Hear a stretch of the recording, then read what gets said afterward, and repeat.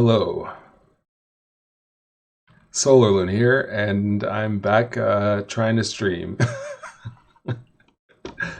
It's your boy SolarLoon back at it once again. Hello. If you're unfamiliar with who I am and what I'm doing, my name's SolarLoon, or at least that's what I call myself.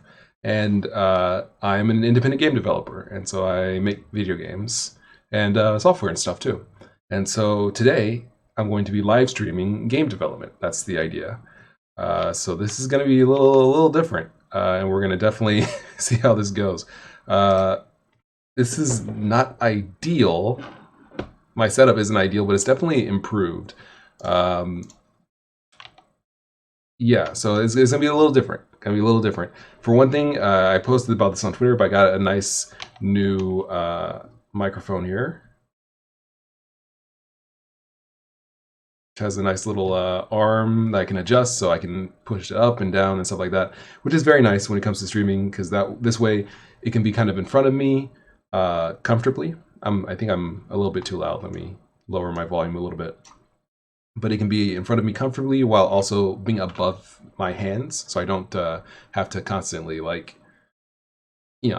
don't have that much desk space, so it's nice to have it be mounted basically to my table.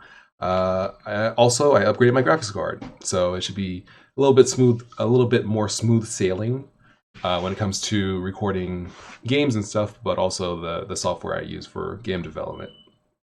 Because more power is always useful when it comes to recording things. So this is, I think I'm again topping out, maxing out here. So I'll try not to be too loud. And again, this is all a little bit different, a little bit of a different setup. So we'll have to see how it goes. And please bear with me as I adjust the audio levels and make sure that I can hear and everyone can hear, all that stuff. Let's see. We got some. What in the world? Wow, Razedge just donated $20, which is absolutely insane. Thank you very much, Razedge, for donating anything at all, but much less $20. If it's US, amazing. That's surprising, especially in this climate. If it's not, and it's like Australian dollars, or I don't even know if that's, I think that's correct, right? Australian dollars? I don't even know. But if it's like Australian dollars, thank you. I don't know the transference, but in any case, thank you, because all I know is US dollars because I'm in the US. So if it's something else, then I don't know what it values at. But anyway, thank you. Thank you very much. We got people in the chat. FAPH, we got Reviewlet Sa says hi, hello. Welcome back. Thank you very much. Annie Key says, hey, nice of you to join us. Them jams were bumping. Excellent. Glad to hear it. I made those. It was called Ransom. That was the song that was on the waiting screen. And if you want to listen to it, you can do so over on Spotify or Google Play Music, which is now going defunct. It's great. It's on Spotify. It's on Google Play Music. Might be on iTunes as well. But yeah, just search for SolarLoon and you'll probably find it. It's also here on my YouTube channel, so you can search here as well. So, yeah, a couple things. First things first, I probably should kick my chat out of this window so I don't have to have it up. There we go. Second thing second, I should probably do something like this, something like that. Far better. Excellent. Okay. Something else I should do, because I'm getting everything set up, is turn on my fan because it's rather hot. So give me a couple of seconds. It's not that hot, but it's a little warm. Give me a couple seconds. Boom. All right. So the plan for today is to make something in Godot, which is the program I'm using for primarily for my game development process. It's going to be rather interesting to do this on stream, but yeah, again, shouldn't be too bad. So we're going to kick it over to screen capture. I'm in the corner there, not too big, I don't believe. And let's see how it goes. Audio capture. Let's get some music going. I'll do this actually over here on my side screen. And it's kind of unfortunate. I have 3 screens, but I can only use 2 of them currently because I upgraded my graphics card. And unfortunately, it has 3 different kinds of screen connectors. I only have a intermediary, can't think of the word, where it goes from one connector to another. It's a adapter. I only have an adapter for one of the kinds. I don't have one for VGA to DVI. So unfortunately, I can't use my third screen, which would be useful right about now. But for now, we'll just have to make do with 2 screens. So let's see what we got here. We want to go ahead and get some music going. Let's just kick it off with some... yeah.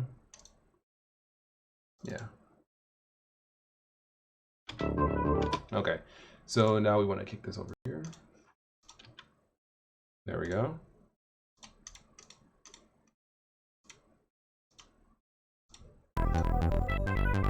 Excellent, excellent, excellent.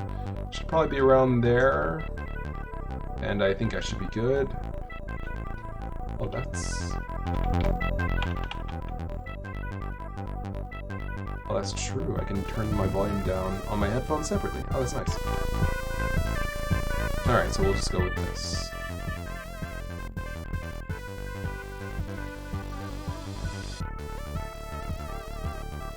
Yeah. Alright, so this should be working. Muyado Games, or yeah, I'm reading that correctly. Muyado Games says, "Hi, Solar, new game." Hi. No, this is I know who I am. I've been working on it for about a year. That's crazy. I don't remember it being a year since I started working on this, and it's going well. It's shaping up. In the meantime, I've been working on Master Plan and a couple of other programs, or a couple of other game ideas, and it's all been... How long have I been muted for? When did I mute this? That's strange. I don't even remember muting it. In any case, Riato Game says, "Hello, hi, new game." No, this is I know who I am. It's a game I've been working on for about a year, and it's going well. Going well indeed. That's weird. Okay, well, in any case, let's get things started. So yesterday to today, I worked on this. Oh, functions on. Hold on. There we go. I worked on this feature of I know I am, the rain. I liked in the...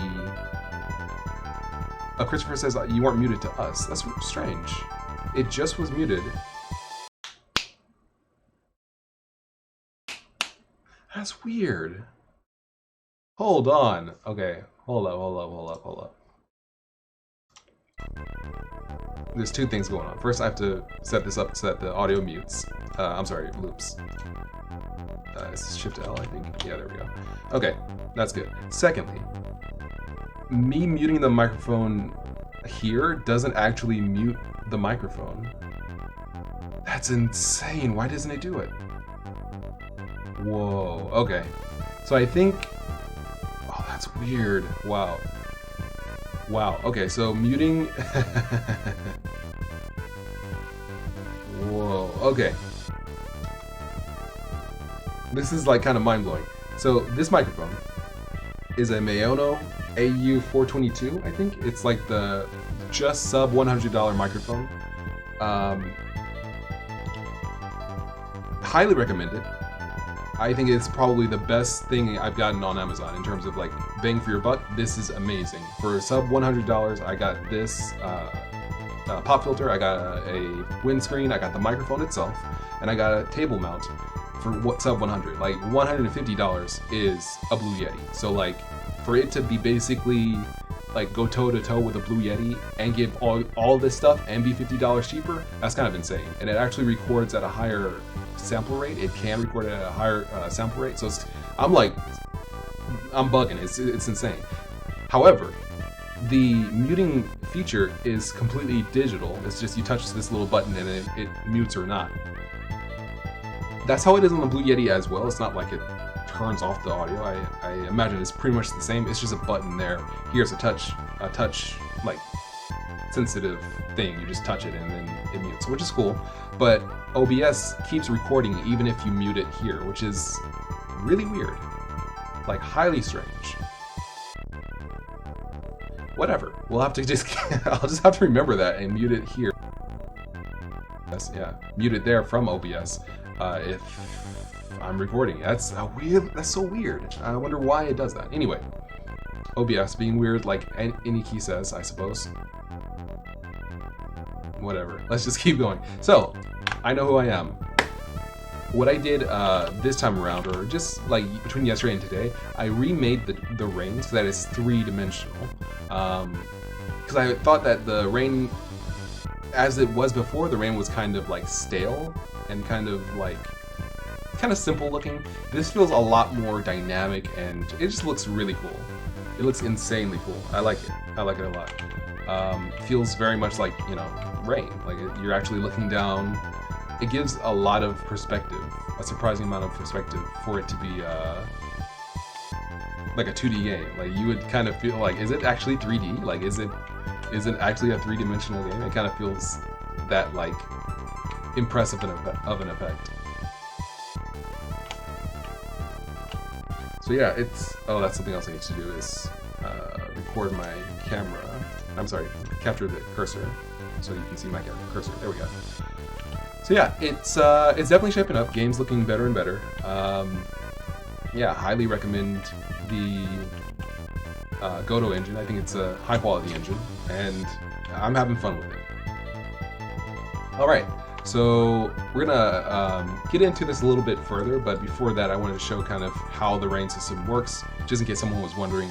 Perhaps later on, someone might be like, "How did you do that?" So basically, it's rendering a 3-dimensional scene to a viewport, and then drawing that on a 2-dimensional sprite so that it draws over everything else, and so that it draws on top of the 2D scene. So if you look in here, each rain, I have multiple planes set up, but each individual rain, basically the rain effect is composed of planes of a texture, and then as an animation player plays, it scrolls the texture downward. Really straightforward. The actual texture is...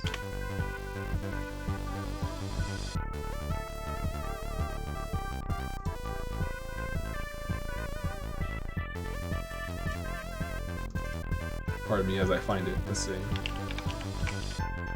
Yeah, this is the actual texture. It's just black with white lines that kind of fade out going upwards, and it's running backward right now. There we go. But as it scrolls downward, it gives an effect of, you know, raindrops falling. Different planes have different colors and also different scroll rates, so it gives an effect of depth as well as yeah, it gives an effect of depth. This is very similar, I believe, to the way I did it in the previous about a year or two ago, when I was working on a top-down 2D adventure game in Go. I had like a raining scene with a character in there. I'm gonna see if I can find it. It's pretty much the same concept here. Like it's very much similar. I'm not sure if I'll be able to find it here.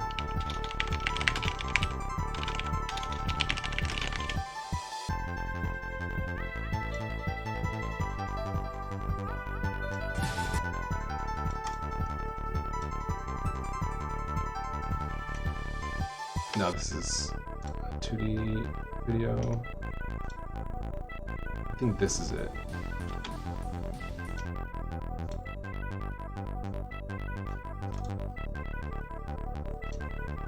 Yeah, this is the game. So how I did the rain back here is, yeah. So as you can see, the rain has a slight 3-dimensional effect where it slides down toward the center of the screen. And so I kind of wanted to recreate that in I Know Who I Am. And in truth, this is similar to I Know Who I Am. Like, this is kind of a proto version of the game.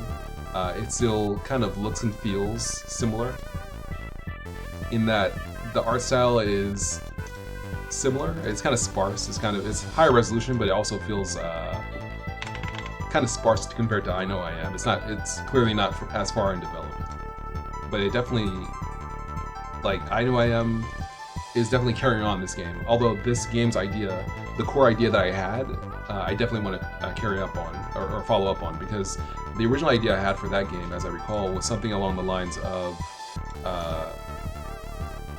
like, you have the ability to alter game flags in the game. So you could say, like, oh, someone this plant needs to grow and it's like withering, and so you water it, but that's not enough. You need it to get some sunlight, so you can like change the time of day to be like daytime, like put the sun directly over the plant, or you could like make it rain, or basically whatever flags in the game that normally you would play a game and like alter by playing the game, you can just directly touch and move, and that was kind of the gimmick of that.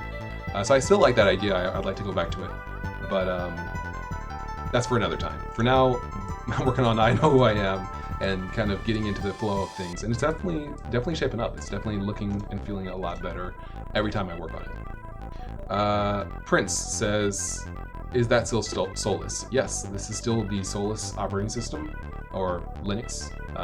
The Solus distribution still works really well. Still feeling nice and smooth. I reinstalled it from scratch because I wanted to kind of kick things off again, and as you use your operating system, your computer, a lot, you tend to say like, well, it doesn't get slow, but if you can feel kind of cramped, like maybe I shouldn't have installed all this stuff, or maybe I put these programs in the wrong folder. And so you say, well, let me go ahead and reinstall the operating system. And when I did that, I said, well, let me try other operating systems as well.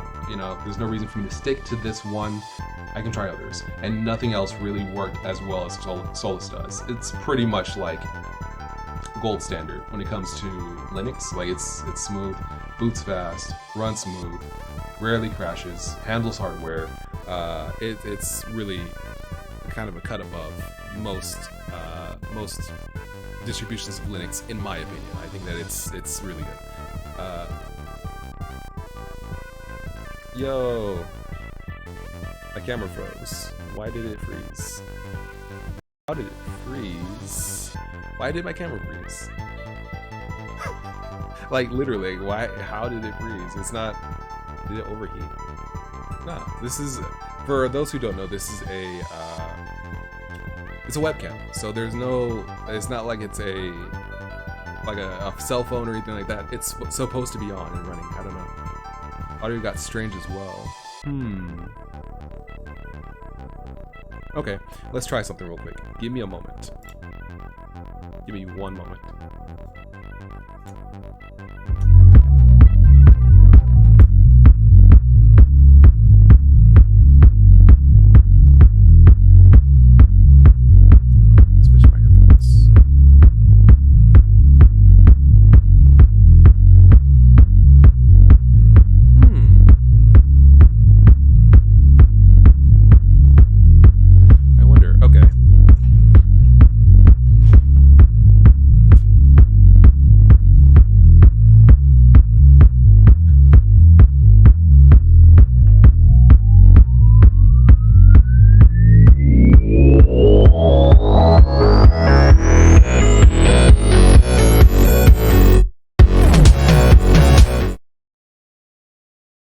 All right.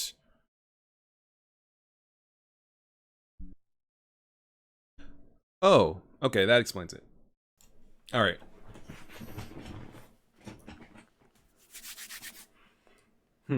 Okay, two findings. I wasn't using my microphone. That's why muting it wasn't working. Like, wait, it's doing something weird again. That's so weird.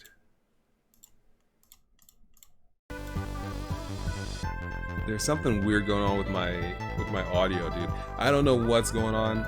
I'm just gonna keep going, whatever. But basically, I think there's something going on with my audio, because it seems like whenever I stream, I have audio issues, and I'm not sure what it is. It's not the microphone. I thought it was maybe my Blue Yeti microphone or the cable or something. It's not that, because sometimes it seems like it makes my desktop audio my microphone. So like my voice is coming out both the microphone input as well as the desktop audio, and then on top of that, I don't think it was using this microphone in the first place. So I don't know. We'll see in a couple seconds what happens, but I'll have to keep an eye on it, and hopefully it'll go well, but it might not, in which case we'll just have to deal with it. All right. Muyato Game says, what operating system do you currently use? It's Solus. As Prince said, yep. Chris, let's see, audio good. Rin says, hey Solar, glad I finally got you live. Hey, welcome, and thank you very much for, stopping by. Definitely well appreciated. Rivulet Sa says, microwave effect. I don't think it's the microwave effect, because it's not... The microwave effect, for those who are unfamiliar with my current position in space, the microwave effect is basically if someone or something in the house uses the microwave, it like kills the internet. Like the radiation disrupts the internet, the Wi-Fi from working in our house. So suddenly, like, it just completely shuts down to like 500 kilobits a second or something insane like that. I don't think it's that, because the stream is working fine, but something on my computer is just making the audio change, making the audio device change, the microphone change. I don't know. I have to just keep dealing with it because I'm not sure what the cause is. Maybe it's the webcam. I plugged it into a different USB port. Could be that the front USB port on my computer is like every 500 seconds going out for a millisecond, and that causes the audio devices to kind of rearrange. I'm not sure. We'll see. But anyway, this is what I Know Who I Am looks like currently. So it's definitely shaping up. It's a 2D adventure game made in Godot. Looking good, feeling good, I think. Feeling pretty interesting.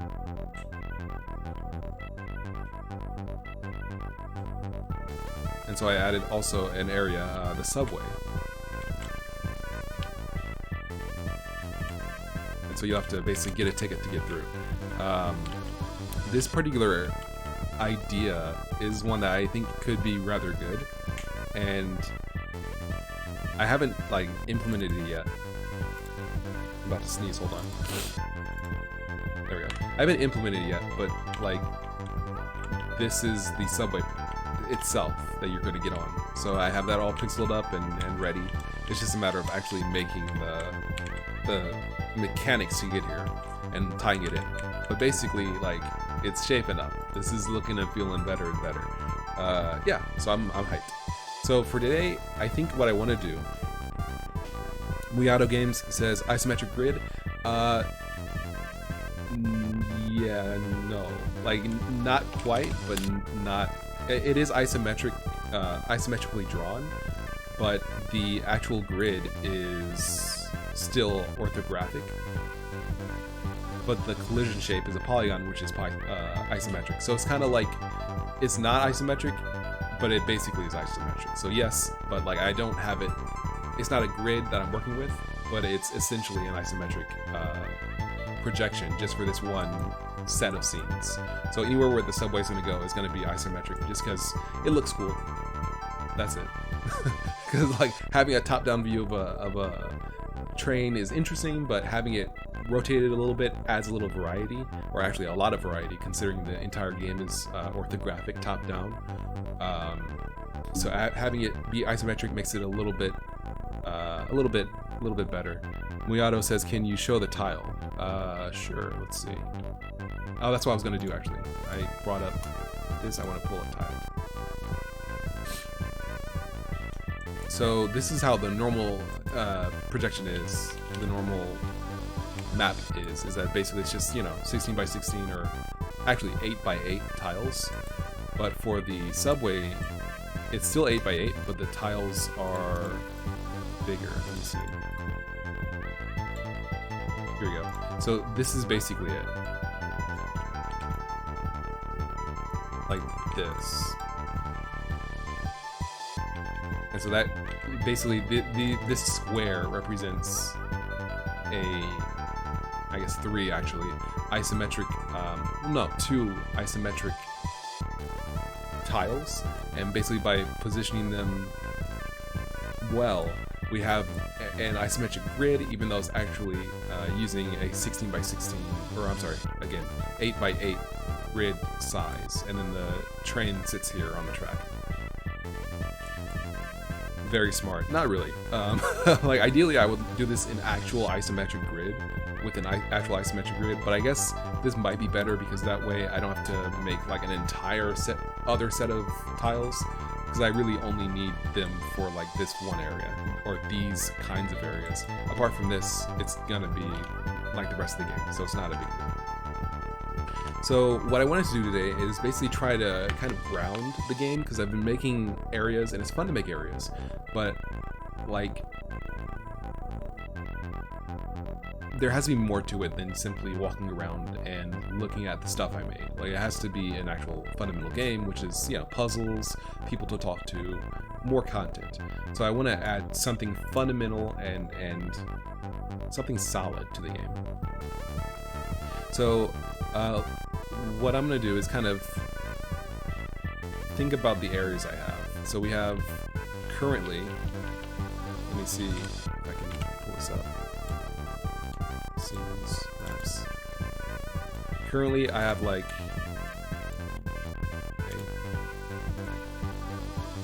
12. I have roughly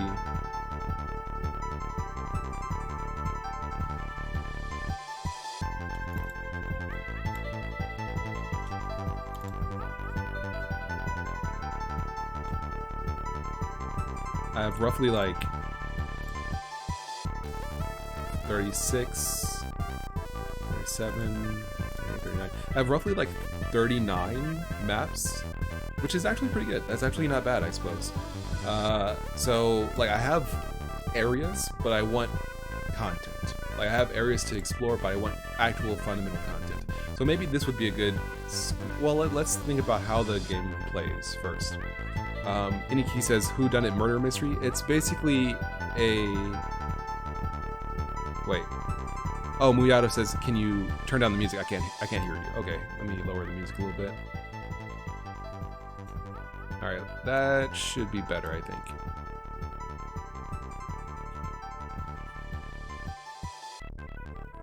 Actually, let's just do this.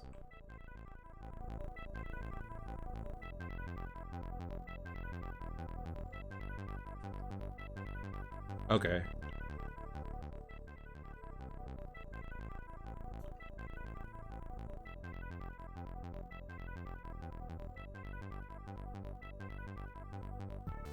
Okay. So the way this game plays is basically it's an let me turn it down a little bit more. There we go. The way this game plays is essentially a overhead kind of exploration game. It's an adventure game. So something like Yume Nikki or games like that, where basically you play a character, but it's essentially a point and click adventure game, but you control the character directly. It's not really a focus on pixel hunting, but rather a focus on talking to people, interacting with people, finding things, using items, that kind of stuff. So it works really well. I think it feels pretty solid, but I want the game to be more in-depth in the mechanics field. So you start off in the mansion, you go in through the mansion, you go through the mansion rather, and then from the mansion you go to...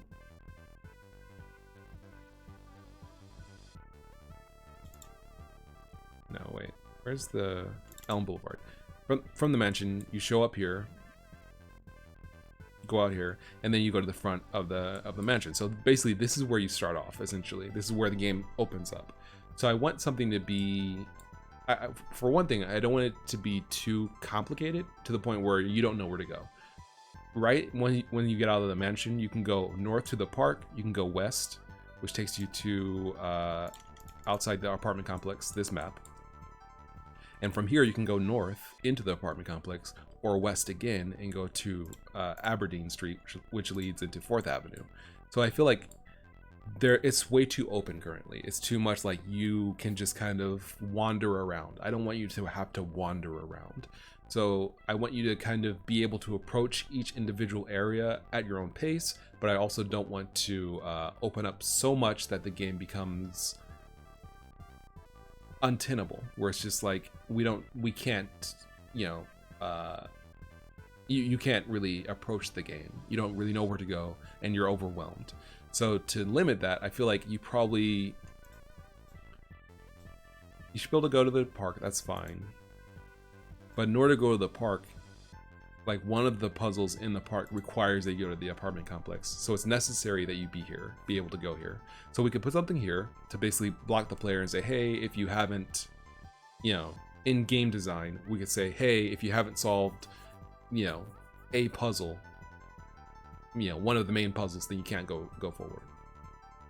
But we don't want to make it a linear experience, because a lot of the fun of a game like this is just exploring and just talking to people, finding things. It's not so much about direct, you know, cause and effect puzzle solving as it is about the experience of where you're going and the places you go and the people you meet. It's not so much.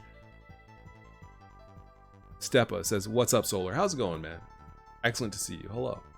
Iniki says, you need a red key to enter this room. Yeah, I don't really want it to be so like, you have to follow this, you know, this like very specific line of things to do, but I don't want it to be where people are lost.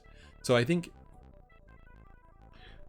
what I might want to do is, because it's easy to add something like, oh hey, I lost my key card, and because of that you can't access this area and you have to find the key card somewhere else. That's not really a puzzle, it's a gating mechanism, and it's easy to make that kind of a mechanism at the very end of the game, where it's just like, hey, you know, we did a demo test and people were confused about this particular area, they didn't know where to find, you know, this item, or they were too far in this one particular direction. I can easily gate it off by adding an NPC that's just like, hey, don't go past here until you've done something else, essentially.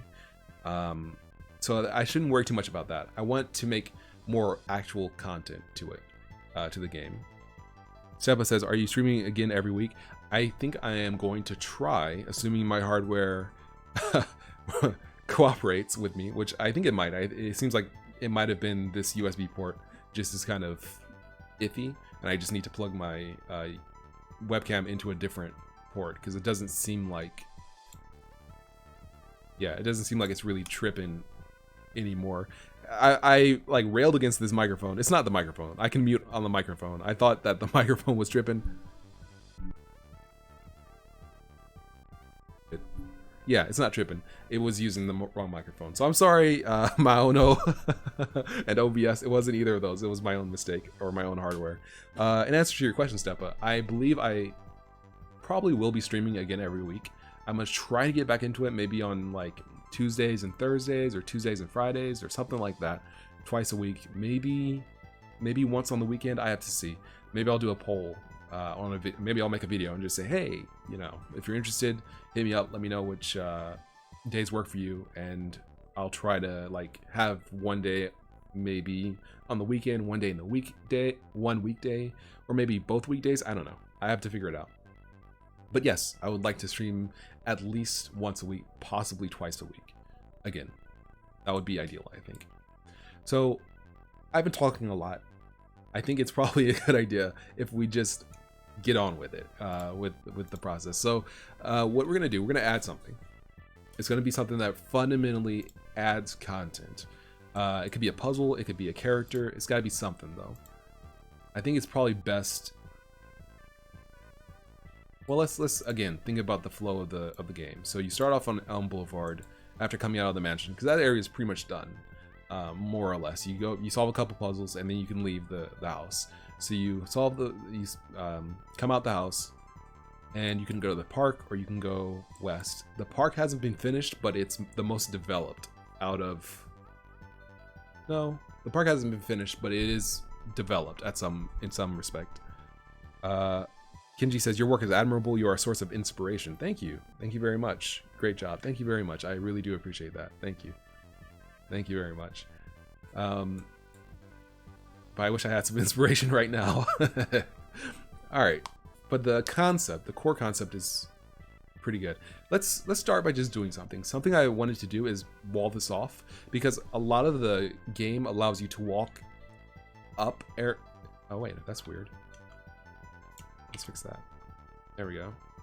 A lot of the game allows you to walk up into areas that are that basically are just like screen borders. We want to not allow you to do that if it doesn't lead anywhere. So like this is fine if you walk north and go north. This is fine if you walk left and go left. This is not fine if you walk to the east to the right side of the screen and can't go right. And similarly down here, it's not good that you can walk down this sidewalk and not actually be able to proceed. Because I like the organic feel of being able to like cross the street, being able to go into the park by just walking in. It's not like a doorway or anything. You just walk down there because it feels like you can. But or something like this where you just walk across the tracks. You walk from the east side of 4th to the west side.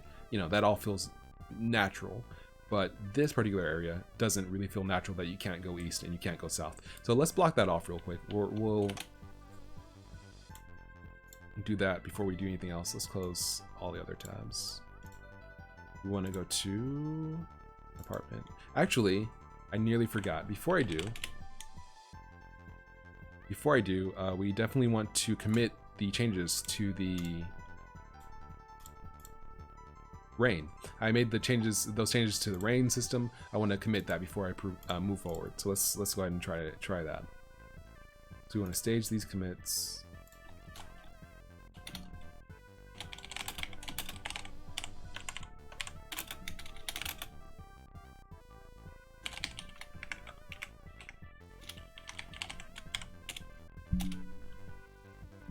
This is a little bit in my way. Let me raise this up. There we go.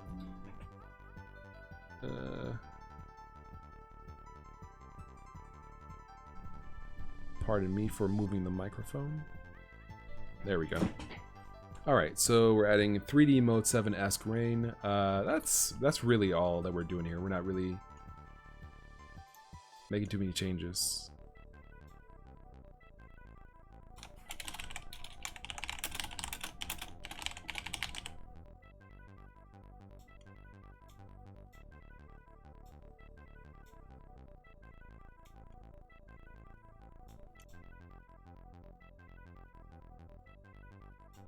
Alright, so I think we're good.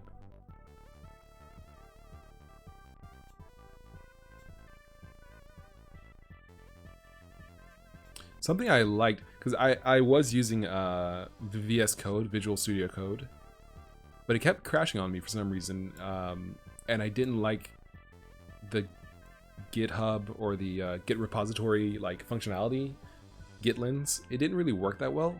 It's nice to have it built into Atom, so I like that. I haven't really used Atom for anything in like a year, so I'm kind of interested and eager to try it out. So this all seems fine. Yeah. Nice. Okay. Push. Is it gonna ask for my credentials? It's not gonna ask for my credentials? Whoa, hold on.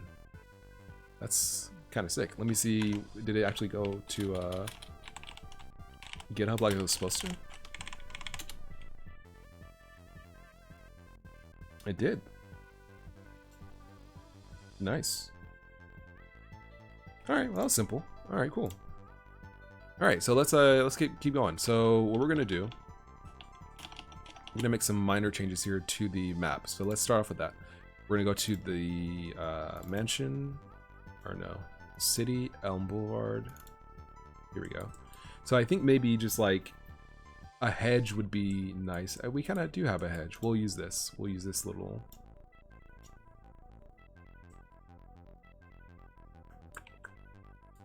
Does that work? Does that communicate that you can't go there?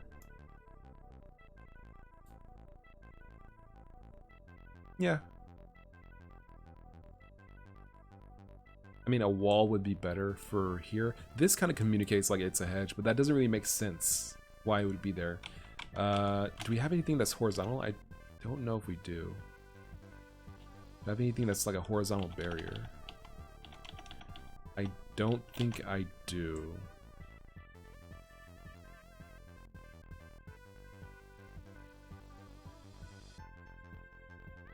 Like, I'm literally like searching through my mind, like, do I have anything that would fit this area? I don't think I do, so let's see if we can make something real quick. Let's see, textures. Actually, where's a sprite?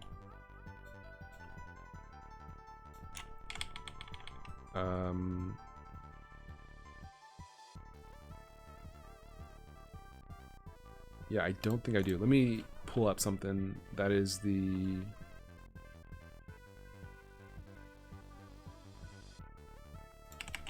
It's not traffic.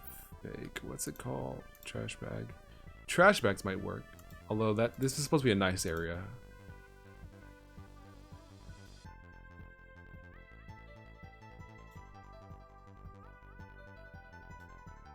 Sign, shells. Shed door. Salvo, and then robot close up. Robot sign. This is what I'm thinking of, but just horizontal, maybe.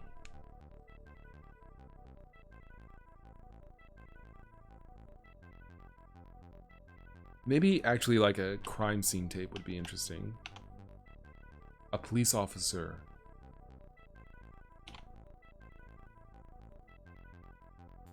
I feel like it should extend a little further down so that you're not, like, the kid isn't right next to him, but I feel like that could work.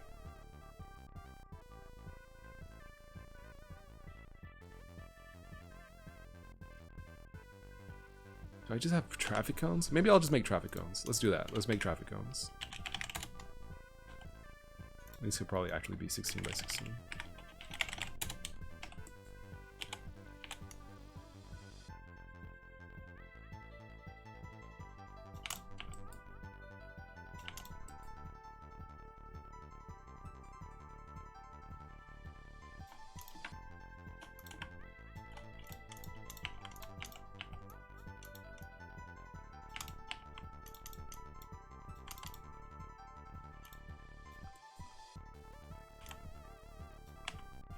All right. Excellent, excellent.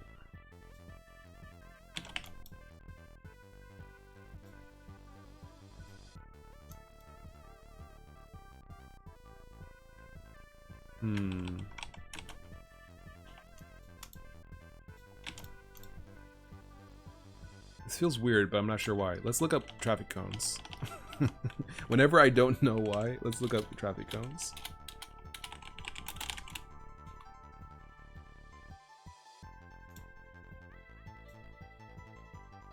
Okay, so I mean, yeah, these look like pretty much what you'd expect traffic cones to look like. So maybe black base, orange, and like white strip at the top. Let's try that.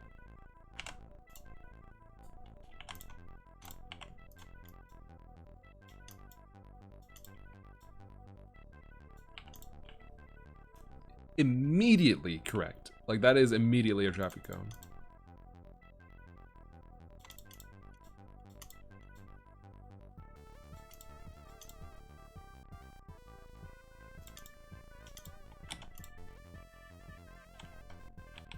It's kind of crazy how, like, looking at this, it doesn't look that weird, but once you do this, like, the lack of perspective on the previous version is immediately obvious. Like, this just looks like a normal traffic cone. Like, oh yeah, that's right. And then you just, like, add a couple pixels there, add a couple pixels there, and it's like, oh, the other one was so flat, and now this one's so three-dimensional. It's kind of crazy. Anyway, that's pixel art for you.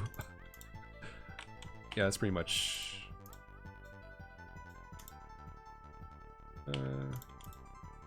I'm sorry for zooming in and out constantly. There's a preview for you guys. That's actually also a preview for me. Alright,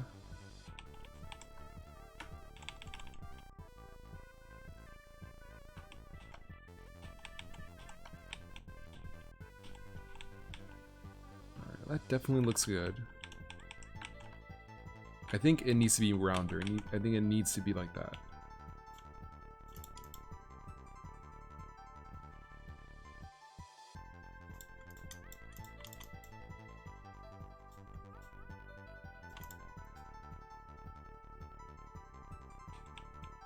I'm like trying way too hard on this. That's fine. We'll call this a traffic cone. I think that's as good as we're gonna get it. Let me just actually do a size check. That's about right for a traffic cone, right? It comes up to about your midsection. I think I saw in this... Here we go. This is 28 inches around, 36 inches. Is that 36 inches tall? I guess that's 36 inches tall. 28 inches tall, right? Yeah, I think that's probably tall. Or is that the diameter? No, okay, that's 28 inches tall. Okay, so if it's 28 inches tall, that's what, 12, 24? That's like not 2.5, but it's like 2 and some change. This is 3 feet tall. So yeah, they should basically come up to about your midsection, your chest, your stomach, somewhere around there. So this should be good. Traffic cone. Output file, export, cool. All right, that actually works. So now let's go ahead and actually put it into our application. This will actually leave the... Wait. Yeah, we'll actually have this little hedge here. I think that kind of does work. And we'll just kind of... Wait, what the heck? What did I do here?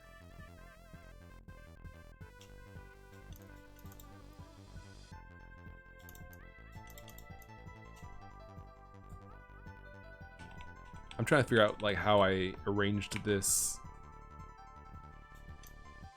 because this is its own thing, right? Yeah, this is its own thing. That is okay. All right, I see. Why did I do that? Do it like this? Like real talk. Why did I do it like this? Like I made this scene up out of individual objects, which is kind of weird. Fez Pazarino says, "Hail, Solar. Glad to catch another stream." Okay, hello. Thank you very much for stopping by. Always a pleasure, and yeah, thank you very much for stopping by my stream. It's well appreciated, and it's always a pleasure to have more people stopping by and giving feedback and talking and stuff. So I'm just gonna push this over a little bit. This is a little bit.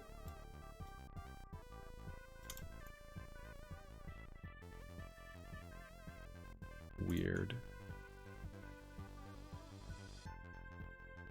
That's fine. I think I'm just gonna redo this entire physics, or this entire collision area. It just doesn't really make sense. Yeah, I think it's just I can consolidate this and simplify this considerably. So we're gonna do that real quick. Boom, boom, boom, boom.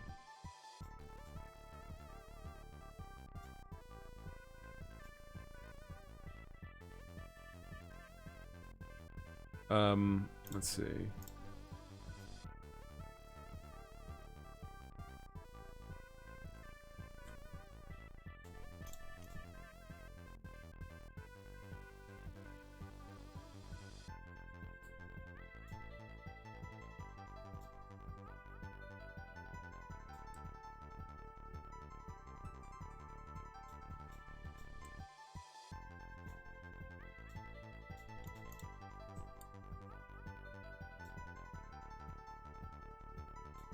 There we go. Okay, so now we can just like adjust this to fix some minor mistakes. Much better. Okay.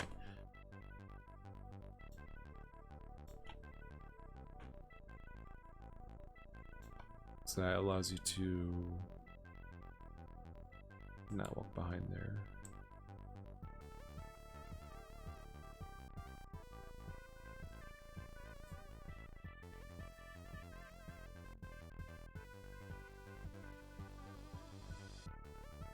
This is unnecessary. There we go. Alright, we should be good. Let's get back to Godot. Revert. There we go. Much cleaner. Alright, now we can go ahead and actually make our... I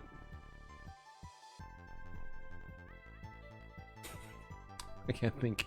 Now we can make our actual... traffic cones.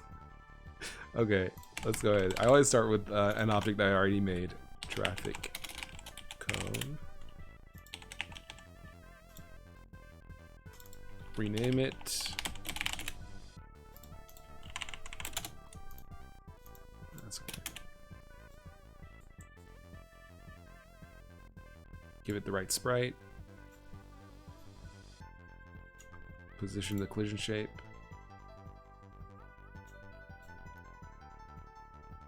For this, we'll just use a circle so you can easily walk around it.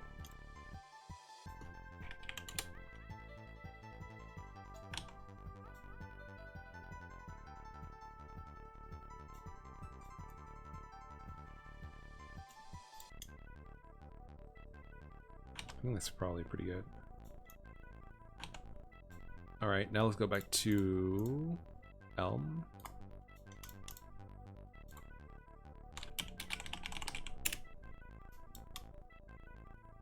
There we go, and now we can actually walk and put some of these up like this.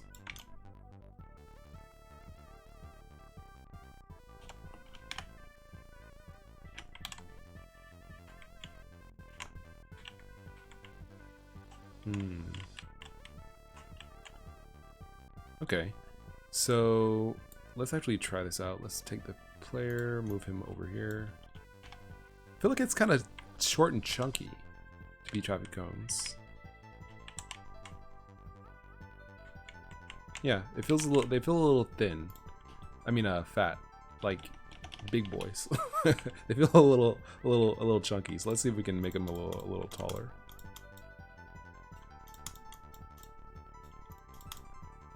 That's better. That's more obviously a traffic cone. There we go. That's better. So now you can't go that way. All right. This is supposed to be... Oh, that's right. That's why I did that. Okay. I forget. This needs to be like this.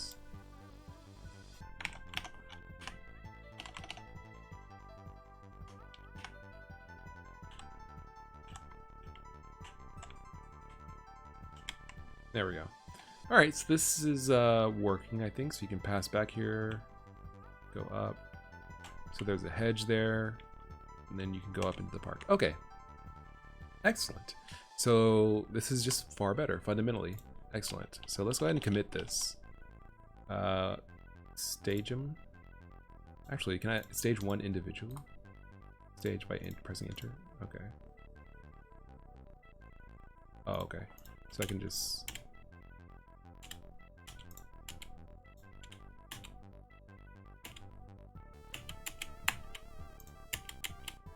I mean, like, you guys hear me pressing the enter button to stage. I'm not sure why it doesn't stage. I'm just like, it's gonna stage. Or does it have to... Huh, okay. Unstage. So I guess it's like, it only will stage if it's not, like, processing. Okay. Alright, so we'll stage all these. Okay, so change adding traffic cone. Blocking off Elm. Alright, cool. So next we're going to... Well, that's nice. Okay, so we did that. Alright, so next we're going to push a little bit more. We're gonna maybe...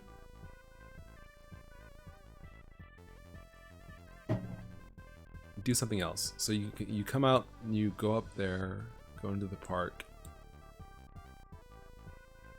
Let's add a sign here so that you know that you can cross the street. That makes sense. It should be a street sign though. I really want to add a street sign. That adds to the allure. Yeah, that adds to the feeling of a city. This is gonna be probably like 48 tall by like 24 wide.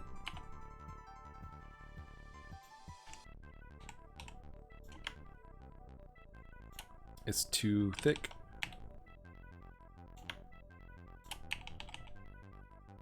Green is usually the color for a street sign.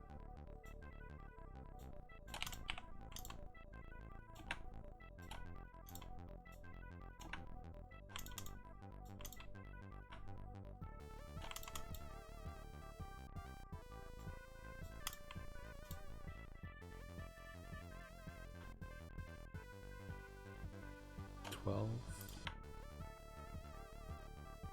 12.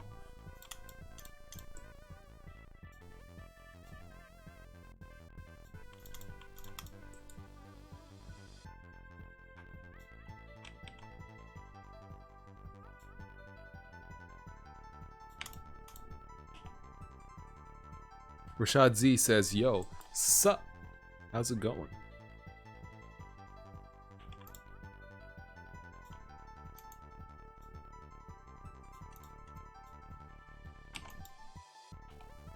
Okay, so this is probably actually a really good idea because prior to this,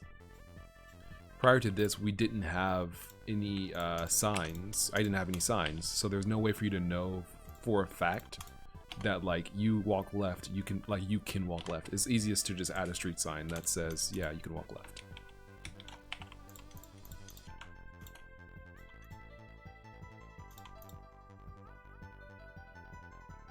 Oh, white's too bright.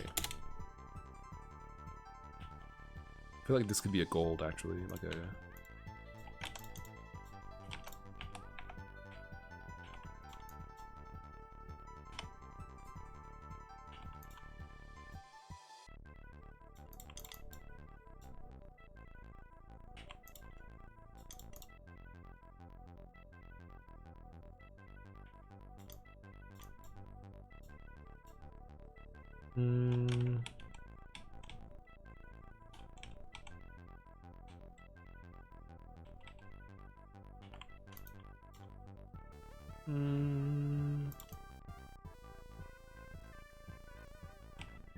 That feels that has better weighting, I think.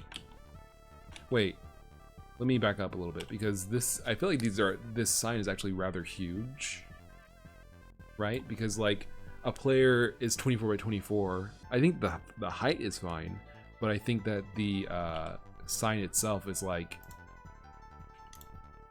the player is, so 12 would be about half a body length, so that's what, 3 feet? Yeah, that's way too long for a sign, right? A sign should basically be probably like half an arm's length, like this. Maybe 1.5 feet. So I probably should make them smaller.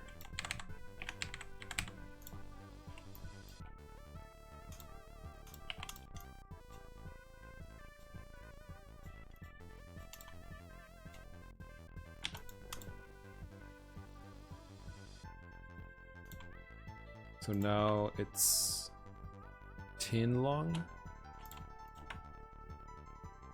10.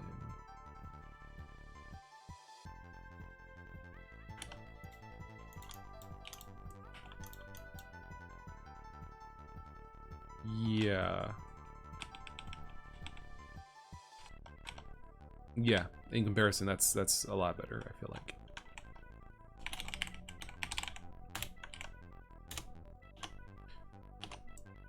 Yeah, I think that's fine. We'll just, yeah, we're good. I think that'll work. Let's go over to Godot. Sorry for switching around too much. I'm trying to think while I'm doing stuff. Oh, Revule, what? Revule says, gotta go, have a great time. Thank you very much for stopping by, and hope to see you again next time. Street sign, okay.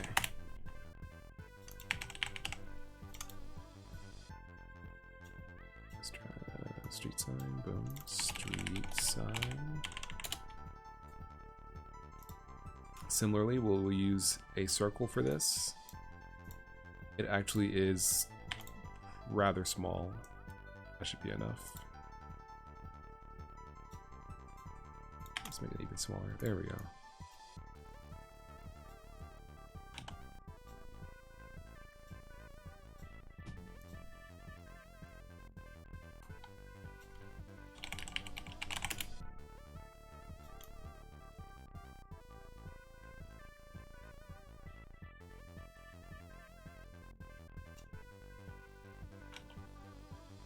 I think this isn't going to work, but I'll have to see. Because I think it's going to be under the tree here. Maybe I could set it back a little bit. Okay. Let's give it a brain.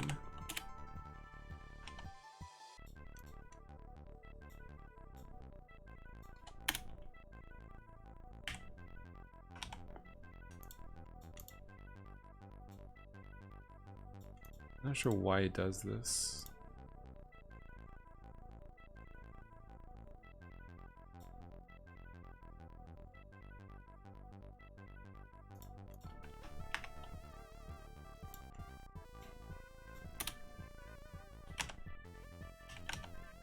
There we go. Okay.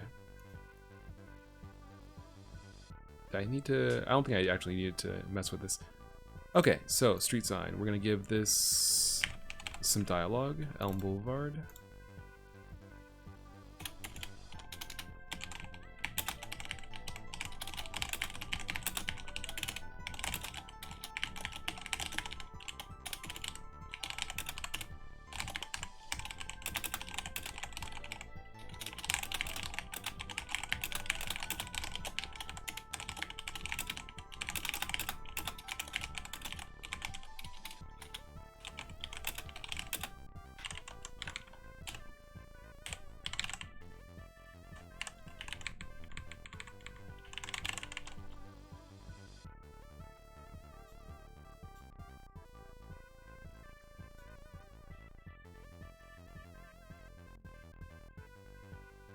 Muyato Games asks a question. He says, you use poo in all of your games? I'm not sure what you're referring to.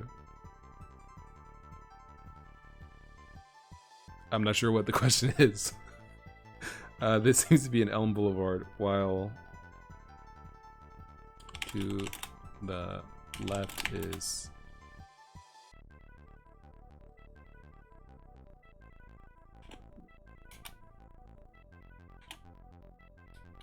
Grain Avenue. Yeah, let's go with something like that. Fine. Rashad Z says, I saw the Unreal Engine 5 trailer that dropped this morning. My PC is going to fry itself when it downloads next year. I have an Intel HD graphics card. Yeah. I'm sorry. Like, I don't know. The games industry is, like, obsessed with better graphics. And it's like none of that stuff, like it's not, it does look good. Like the Unreal Engine 5 trailer does look good, don't get me wrong. And I talked about this on Twitter, but it feels like everyone is so like focused on graphics that they ignore the most important parts of games, which is the hardest part, which is the design. And like no one ever approaches that. Like when you think of next gen, when you think of next gen consoles and next gen games, none of them have anything to do with next gen. Like it's always just like, oh, better graphics, better CPU, better pizza, Papa John's. It's like that's about it. Like they don't really like none of this stuff actually improves the quality of the game. It's just the quality of the graphics, and maybe better, more efficient engines that allow you to use more CPU would thereby allow you to more effectively execute more advanced artificial intelligence systems and things like that. But I mean, like that's not really what people think of when they think of next gen. They think of just better graphics. And it's like, yeah, graphics are cool, but I feel like most people completely miss the concept of next gen and the concept of iterating on and growing a game system, a game console, a game series, a game a video game. Like when you look at, for example, this is a controller. This is the 8-bit Do controller, styled after a Super Nintendo controller, and it's like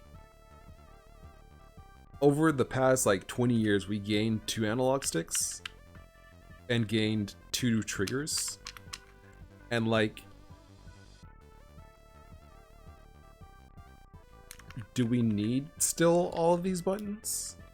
Like, can we knock off maybe 2 of these triggers? Can we maybe take an analog stick out of the equation And you might be thinking like, why? Well, the idea is that basically as games get more and more like complicated, they get more and more controls. Like, you know, PlayStation, like SNES to PlayStation, you gain shoulder buttons. PlayStation to GameCube, or I guess you could say SNES to Nintendo 64, you gain an analog stick. GameCube had a C stick, and then PS2 had 2 analog sticks. And then, like, you have, you know, the analog triggers, and then you have the touchpad for the PS4, right? The touchpad on the back, actually. So it's like, as time goes on, the controller gets more and more complicated. And it's like, games, therefore, get more and more complicated. You need more input mechanisms because games get more complicated. The more input mechanisms you put on the controller, the more ways the developers can, like, realize their vision. That's what most people think. But in truth, as games get more and more powerful, as systems get more powerful, as we become more familiar with how to make games and what games do, it seems to be where it should be that controllers are losing systems, that you're losing analog sticks, you're losing triggers, you're losing buttons. Because, you know, when you're on the SNES and, you know, it's struggling to keep 30 FPS, yeah, maybe you need like 4 buttons to make the distinction between all of the actions that the game gives you. But when you're on, you know, a PS5 and it's literally a supercomputer, like it should be, well, I guess the PS3 was a supercomputer at the time, but like a PS5 at this point should be so powerful that like it should be able to contextualize, it should be able to understand, it should be able to say, yeah, you mean to crouch and not sprint. Yeah, you mean to, you know, roll and not jump. Yeah, you mean to throw an item and not drop, you know, something out of your inventory. Like, you know, it should be able to kind of figure that kind of stuff out where, and I'm not saying this is some sort of magical system. I'm saying that at this stage, we should be able to design out the need for all of these buttons, or at least one, you know, 1 or 2 of these buttons could be simplified. And you can say, well, why? Well, the idea is that basically, as time goes on, we should have simpler games that are easier to play while still being difficult to master, while still providing challenge. It shouldn't be where we have to add buttons. We have to add complexity. We have to make things harder for the end user in order to make it easier for the developer to implement challenge. Like, you know, it feels like basically, why is an additional analog stick a marker of a next-gen system? I guess that's the question I'm asking. Why is it that this is, you know, Gen 4, this is Gen 6? Like, why is this the difference between a rudimentary toy and a true form of expression and a hobby for adults? Like, why can't we simplify things? Why can't a next gen mean what's the word? Efficiency and gracefulness, elegance.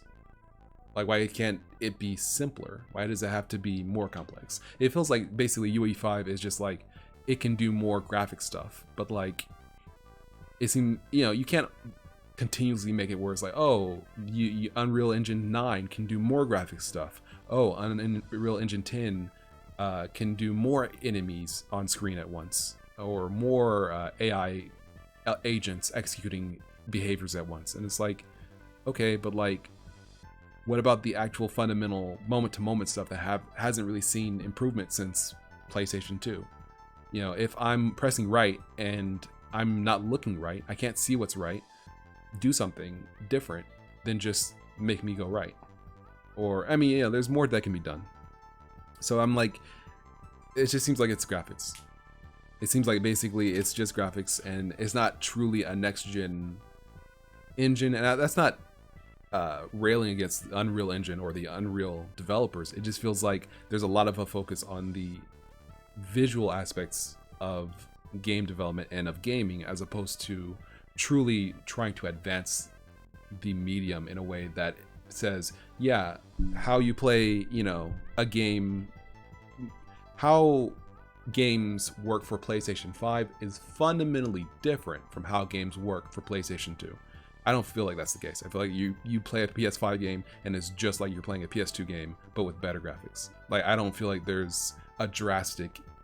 will be a drastic improvement where it's like, wow, this has such sophisticated systems involved where it's so smooth and so easy and so, you know, nice compared to playing a PlayStation 2 game. I don't really feel like it's going to be that different. So graphic stuff looks sick, but everything else is like, where's the rest?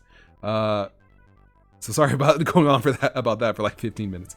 Let's see. Rashad Z says, it's sad most people don't consider the fun factor until afterwards. It's kind of how the 5th generation era of gaming is like. Yeah, I mean, I think it's interesting that the graphics are still what people focus on, even though graphics are still like the difference between each generation jump in terms of graphics is exponential. So like, you know, the difference between SNES and PlayStation 1 or SNES and N64 is huge. The difference between those and like PlayStation 2, GameCube, it's less, but still pretty big. And then from there to like PS3 to like, you know, Wii / you know, Nintendo Switch. Well, we'll put Nintendo Switch in with the current generation because it has current games. You know, the difference is kind of dropping. So like the difference between PS4 and PS5 is not that huge. I mean, like the Unreal Engine 5 demo does look great, but like I don't feel like it feels very much like it's still a video game. Like I look at the demo and it's like, oh yeah, this is a video game. Like I don't feel like, oh man, I'm looking at a real life like person fly through the air and like, did they attach wires to this person and where was this filmed? It's like, yeah, this is not like, I'm not even going to ask like, did Pixar make this or did like, you know, DreamWorks? No, it's like, this is clearly a video game. It's just like, this is a video game. It's a video game. Like it's a lot of effort and time's put into like making it graphically impressive, and it is, but it's not. It's still a video game, so I don't get the. It still looks like it, so I don't like get the point. It feels like it's a lot of effort to like improve the graphics, and it still doesn't look like real life, and I don't think it ever will. I don't think it ever will. You will always be able to see the difference and be like, yeah, it's not. It's a video game. I think it would have to be an insanely powerful computer, an insanely powerful console to trick a human, a savvy human, into being like, you know, was this a video game or is this real life? Like, it's gonna be a long time before that happens. Miyato, I'm sorry for not replying to you. You said, do you use object-oriented programming in English in all your games? For this, it is basically object-oriented programming, yeah, essentially. For another game I'm working on, it's component-based design, and that's something I'm struggling with, but I'm having fun with it, and it's working out okay. And I'll show that maybe later on today, like the fundamental code of how it's working. But yeah, it's going okay. It's going okay. But yeah, for this I basically use object-oriented programming. So I'm not sure if this will actually work, because yeah, it's behind the tree here. So let's fix that.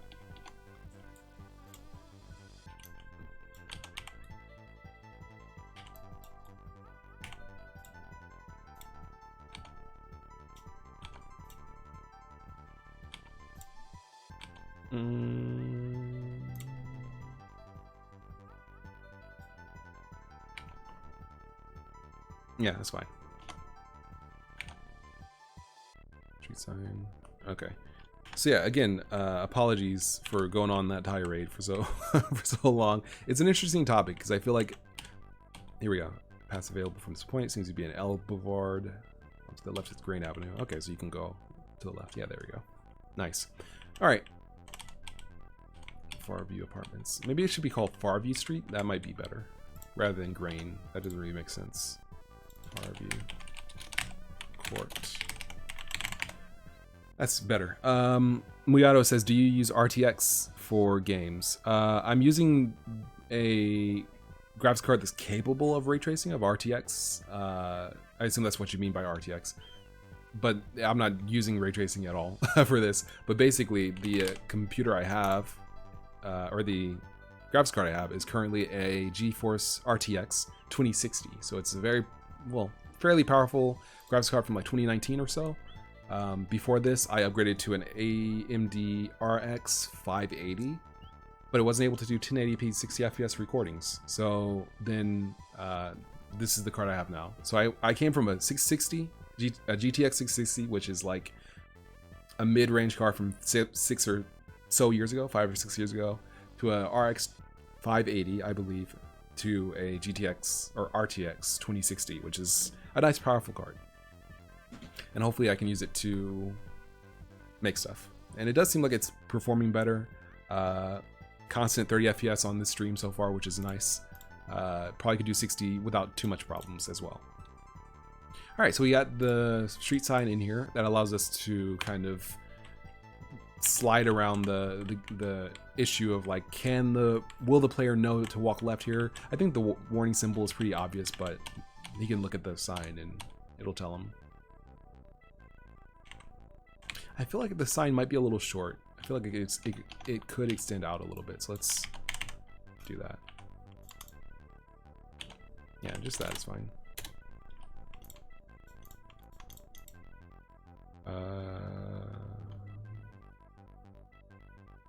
Yeah.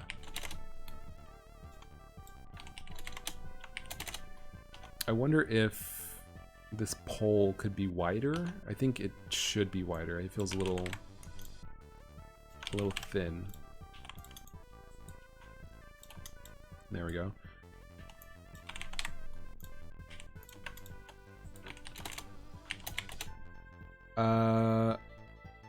Fazarino says a lot of power needed to run Iquia. It's hungry for power. No, it's not at all. This should run on pretty much anything. I'm aiming for mobile support as well, to like have a mobile release. So if you have an iPhone or a Android device, it'll be running. It'll run on that too. So this is going to be very much so a lightweight game. Just in case anyone was wondering. All right, so we're good. Pretty much. I think we're pretty good on this all together. I feel like.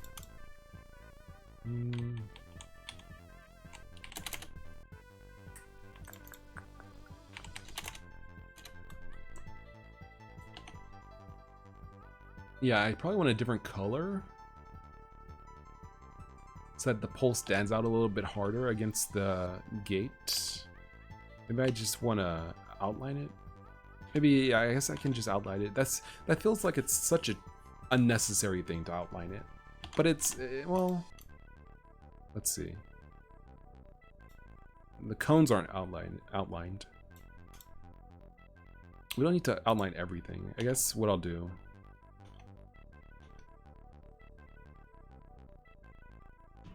Sinolum says, "Is it live?" I'm not sure what you mean by that. Rasad Z says Raspberry Pi port.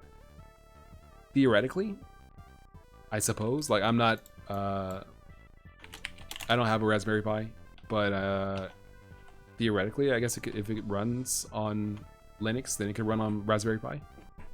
And I'm using Linux, so maybe. All right, so let's see how this goes. I still, it feels like well.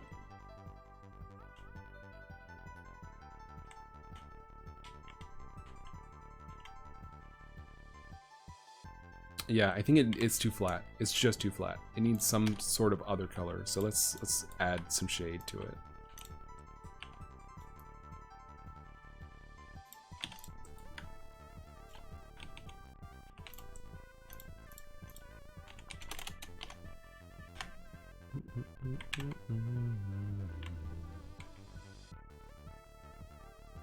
Sinulum says, "Is the rain a shader?" It's a three-dimensional. I mentioned this, and this already does look a lot better here. I mentioned this in this stream, but like an hour ago. The rain is a 3D scene that is rendered to a viewport, and then that viewport texture is applied to a sprite, which is over the screen. Whoops. Sorry about that. Which is over the screen. So basically, what you're seeing here is, yeah, the rain on top of the game world.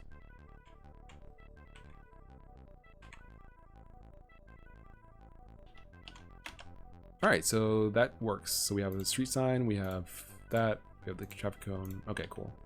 So let's go ahead and commit this again. So we have the street sign we're adding. So let's stage all this. Commit, adding street sign to Elm. Sinulum says, the game seems remarkable. Thank you. Thank you very much. I'm glad to hear that. And Stepa says, the rain is looking awesome. Very different from the last time I saw it. Yeah, I looked at it. Oh, well, I mentioned this again like an hour ago, earlier in the stream.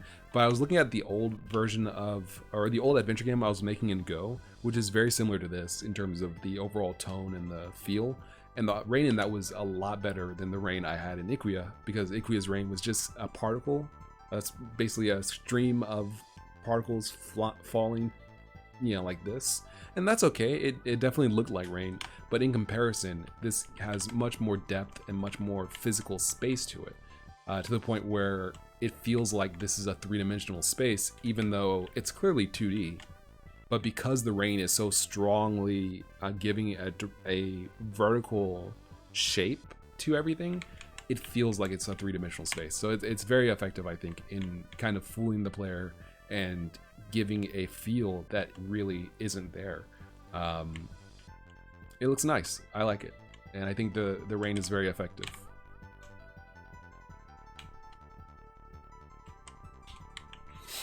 All right, so this is good. This is pretty good. So let's see. Oh yeah, I haven't committed that. That's right.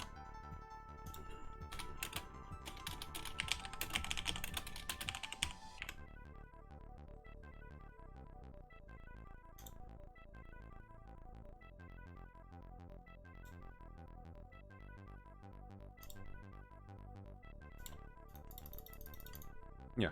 All right, so we're good. Commit. Cool. Actually, let's undo that.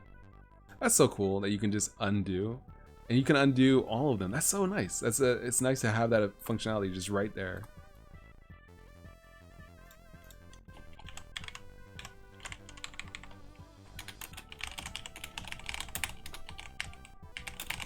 There we go.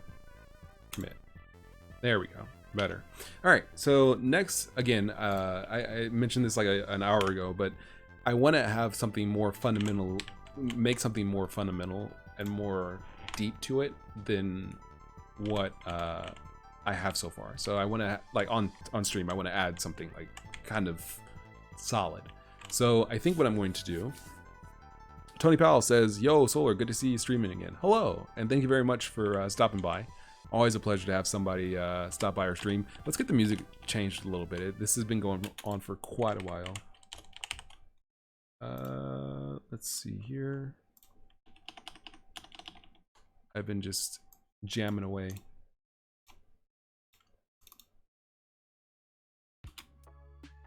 That's a classic, but let's see if we can get something a little different.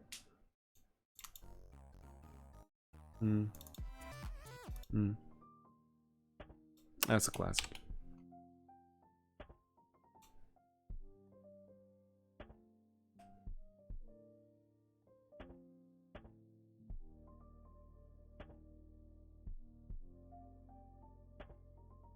Yeah, that's a classic.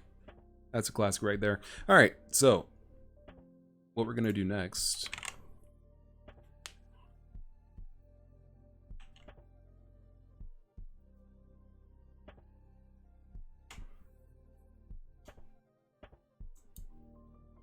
Is something else. Let's see.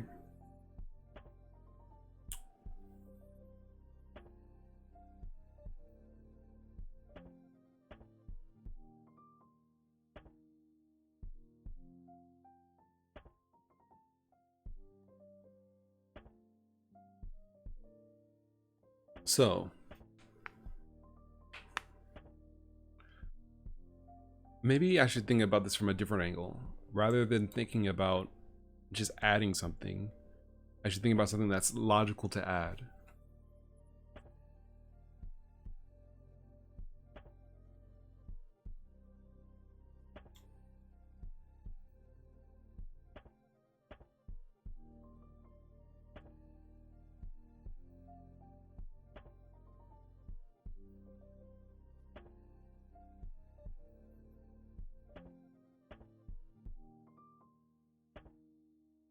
So what if you couldn't go through here? Oh. Tony Powell says, I was digging the music too. Can you drop some tunes that's mellow and slip us into the dev mood, Mr. TJ Solar? I think this is pretty mellow.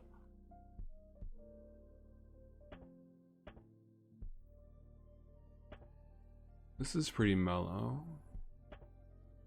I think rather than just adding something to add it,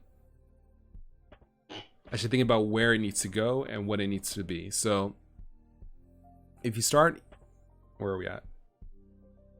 If you start here, essentially, you come out the mansion, you can go up into the park, you can go west over here, go into the apartment complex. So those two places are kind of tied together. And actually, I wanted to add something in the apartment complex lobby here. Yeah.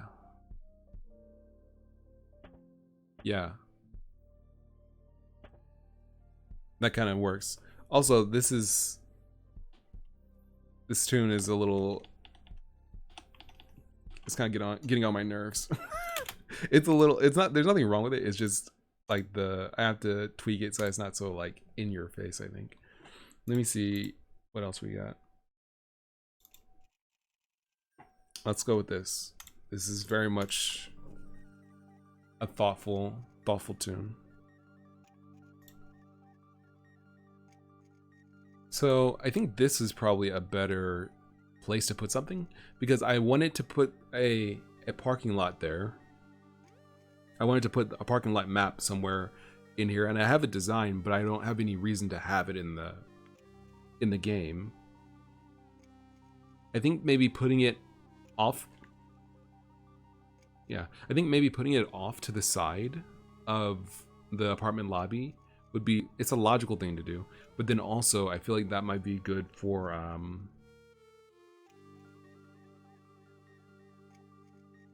a puzzle.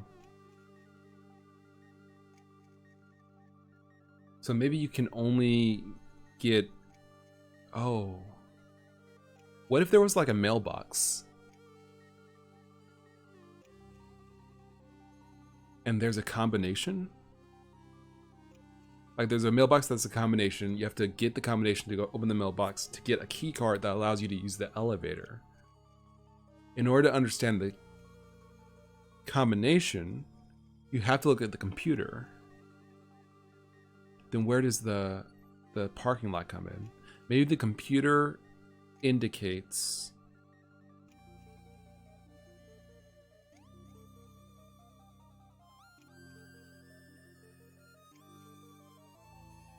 okay, I'm walking through this entire thing. So I think the puzzle here to get into the apartment lobby is something along the lines of,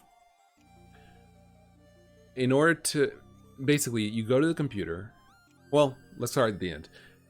In order to go up the elevator, you have to get a key card. In order to get the key card,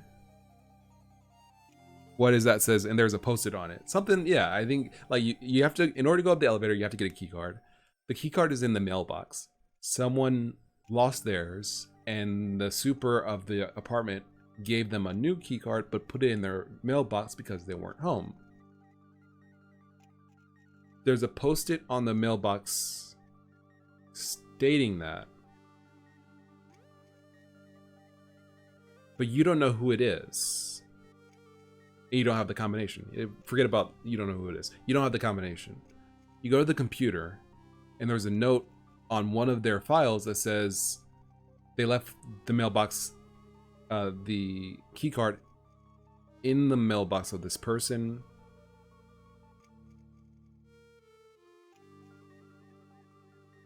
And in order to, like, he lets you know that that's where the key card is.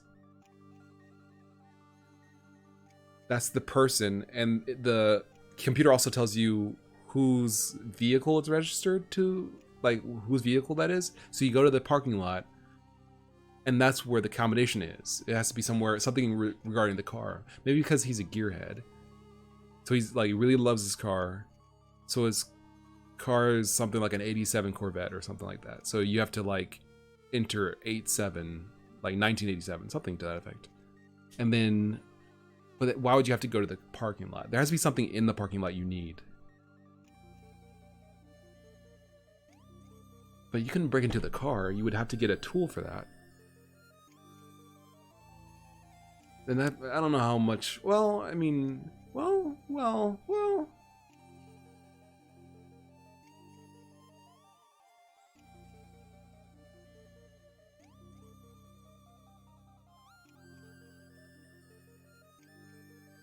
I'm liking where this is going. Because that feels really organic. That feels really organic. It feels like a nice fundamental puzzle.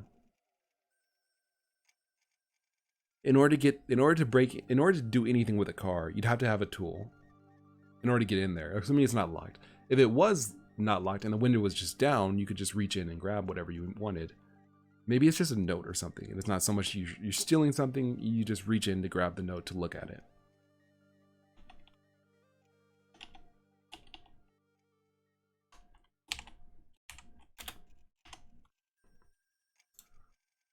This music has me... this music is sending me mentally. It's sending me exactly where I want to go. So, alright.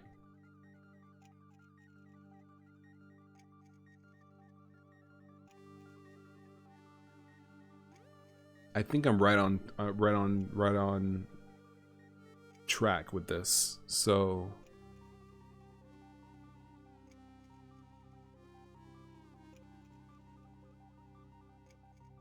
Mailbox has the key card. To get the combination, you have to go to the computer to find out which car is the person's. Because you have to go in the parking lot because we want to use the parking lot. Parking lot's a cool map.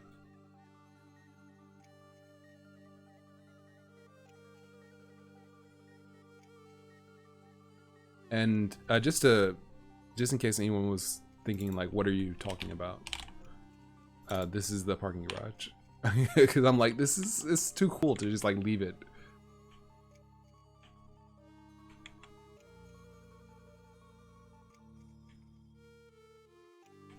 It's just kind of tight. Like it's just kind of a cool area, and so I want to put this in there somewhere.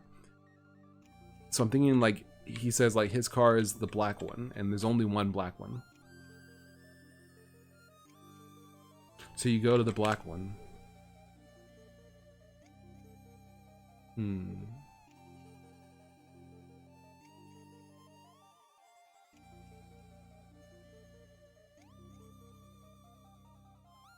What if there's security walking around and you can't be seen?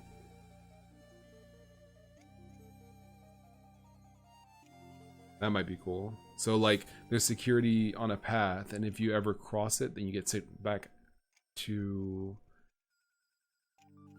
like outside the apartment complex.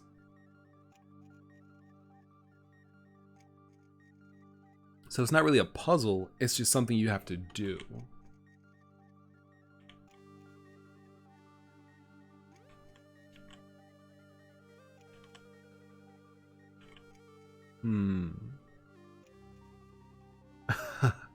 Mabes says the tunes most definitely sent us to a different dimension, a vibe. Just popped in to say hi, good content. Hello, Mabe. How are you feeling today? Thank you for stopping by. This is definitely definitely on its way.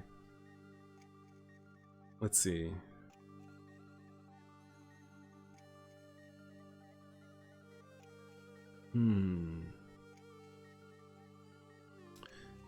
So I'm thinking that the best course of action here would probably be, let's start off with the easiest parts of the game, or this particular area first, and then we can move on from there. So what we'll do, let's make the mailbox first.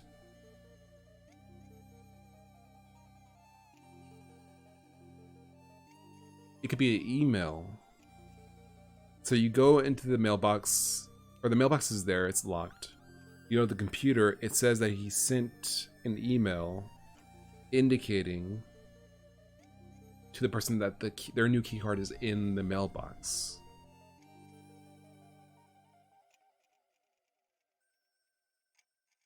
And which number it is. But then the password,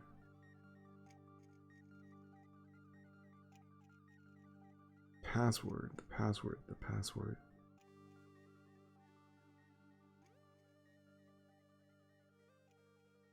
Maybe the password is something not so much in the parking garage, but something else. Like maybe the number of white cars in the parking garage combined with the number of slots.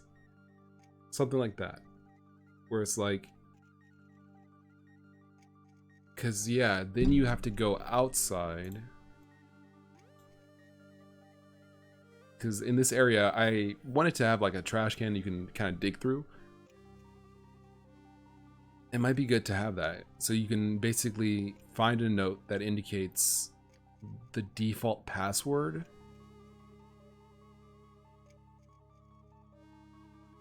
For the mailbox to a new tenant. That's environmental storytelling possibility too. So you could have like a couple of notes.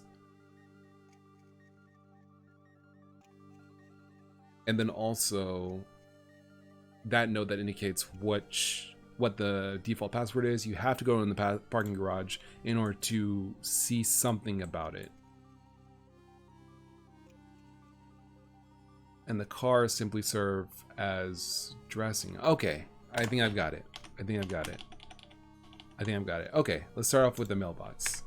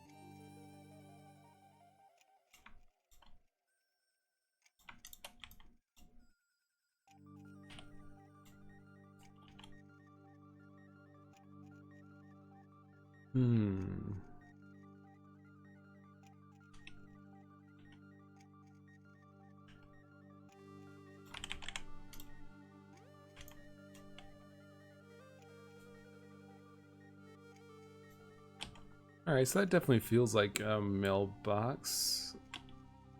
Let me pull up a mailbox.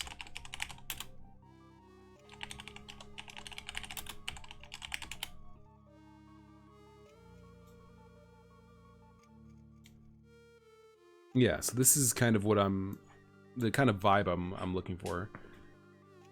Although mine are squarer, but that's generally the approach. These square mailboxes.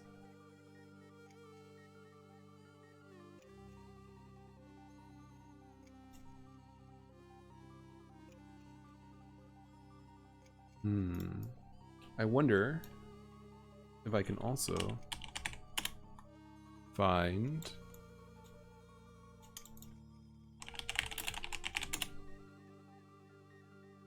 none of these are what I'm looking for. Apartment mailbox. Not at all.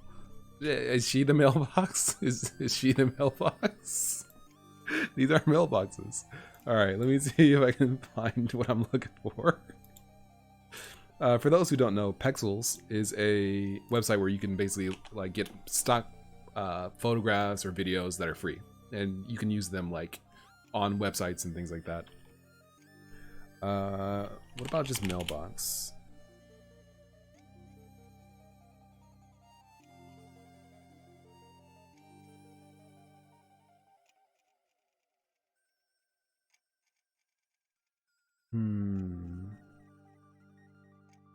Yo, oh wait.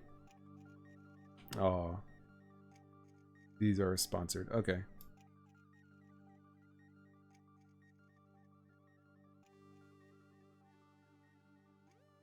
And yeah, I'm looking for images specifically because I want to have a close-up of the mailbox. Maybe I won't have a close-up. Maybe I can't.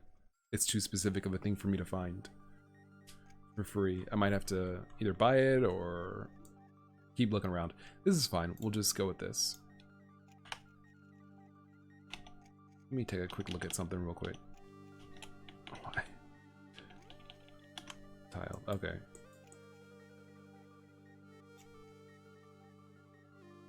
Yeah, those are filing cabinets.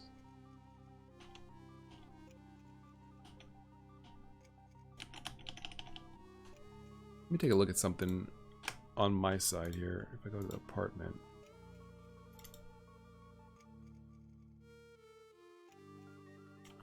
This is the apartment. Dark apartment. This could kind of... These are basically the same.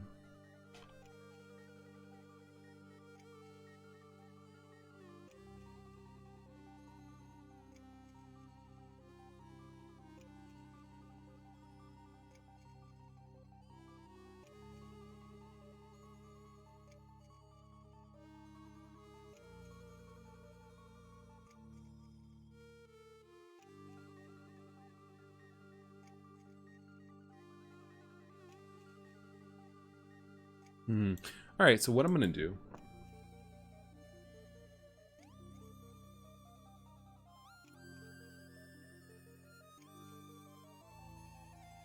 I'm trying to see if I could just reuse the filing cabinets as mailboxes. I don't think so. I think if anyone were to see these, they would think they're filing cabinets. But these don't really look that much like mailboxes either. So let me see if I can kind of clean them up a little bit, make them a little bit more like mailboxes. Let's try this.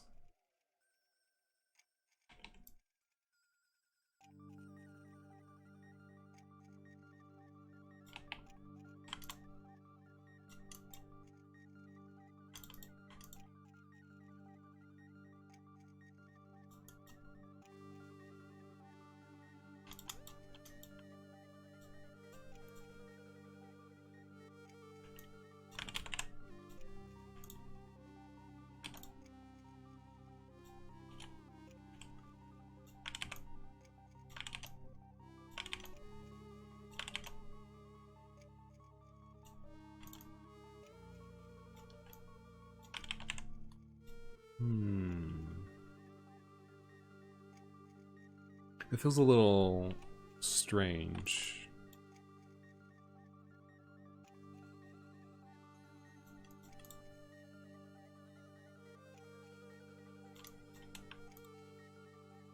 Better.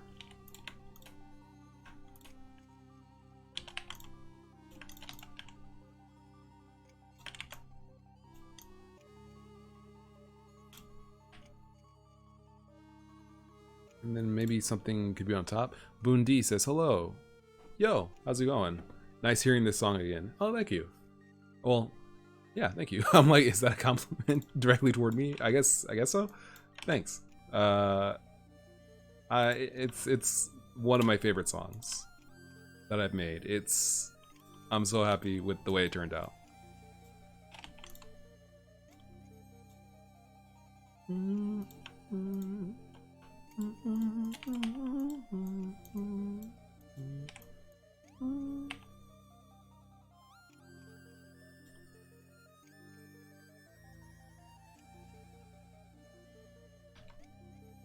Mailbox. All right, we'll call this.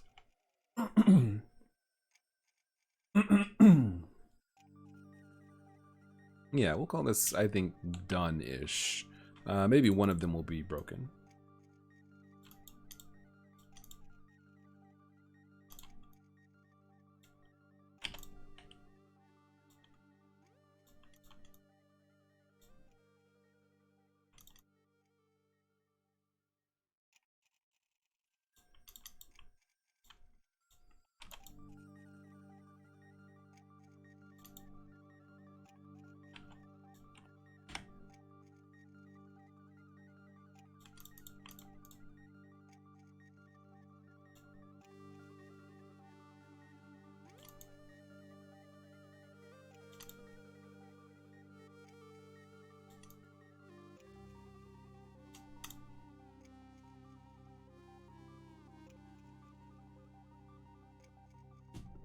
Bundy says, yeah, it's good. Excellent. Tony Powell says, this song is hitting like Mama's fried chicken. I can't get enough of it. Perfect. Perfect. That's exactly what I needed. That's exactly what I needed.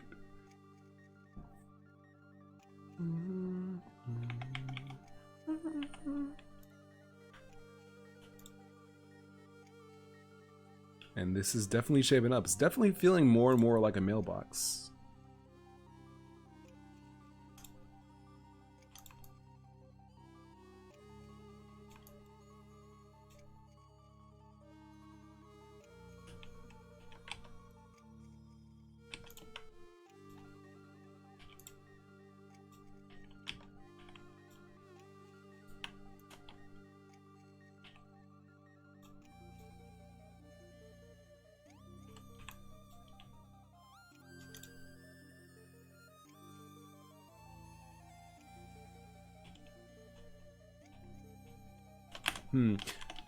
This is perfect. The only thing that's kind of tough is adding a shadow.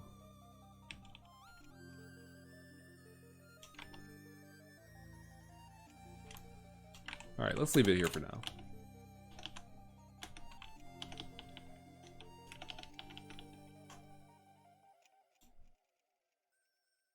Alright, so here... let's go to the fridge, duplicate it. We'll call this the mailbox.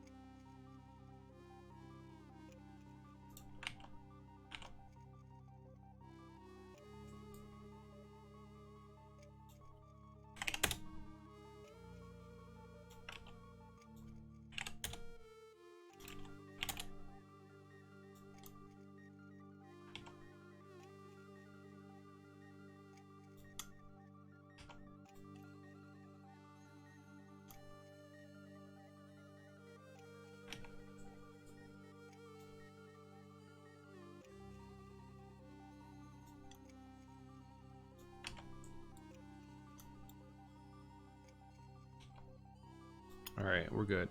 So now we're gonna instance mailbox right there instead of this vase.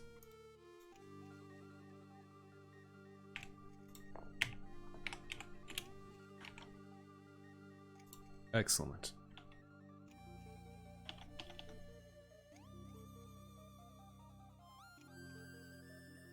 Let's see, go over there.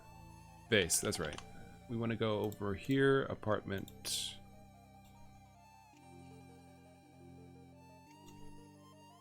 Lobby.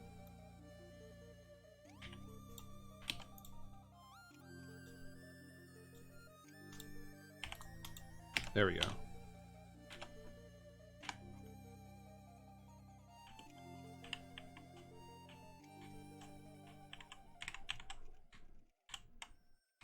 Excellent.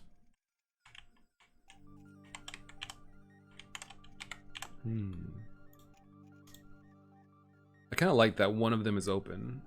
I wonder also, I think This should be over like that.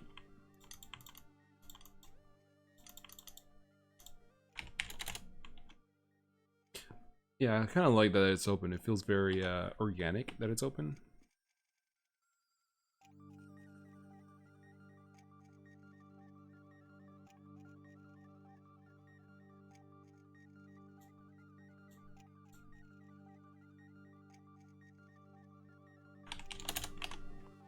It feels very organic that it's open. Let's see.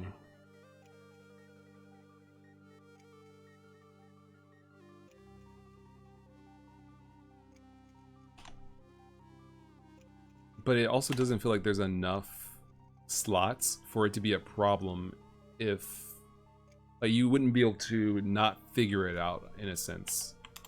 I think there's not enough slots. That's what I'm trying to say. So I'm going to add a few more. Let's kick it over to 48.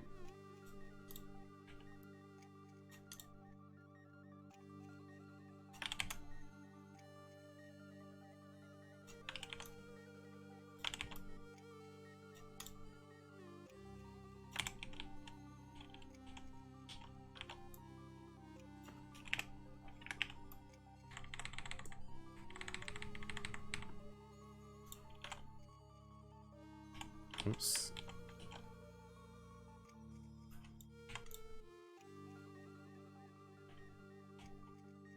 Made a brush out of this by accident. There we go.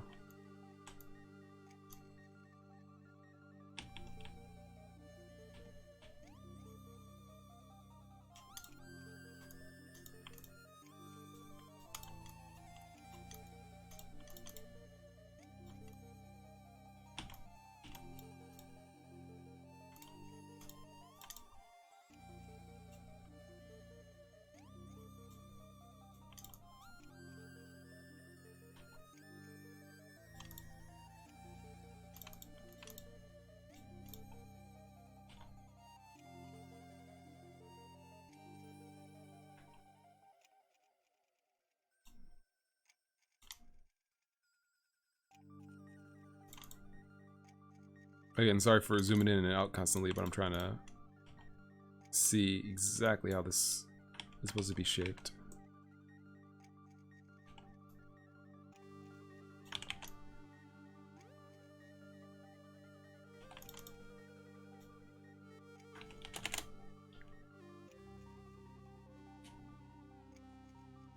Yeah, it's pretty good.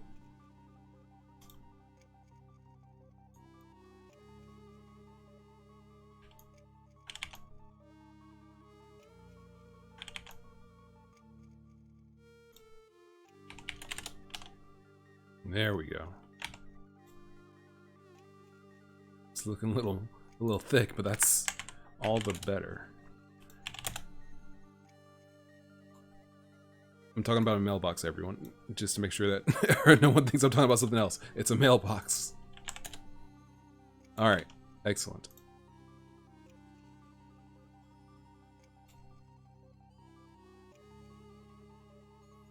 We'll put it there. Probably should be a little deeper, actually.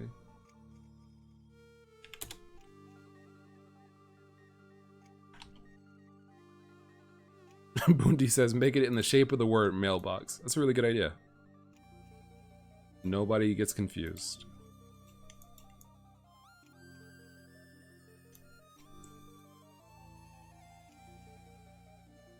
Actually, it should be deeper than this. There we go. So this vase... Oh, this trash can be moved.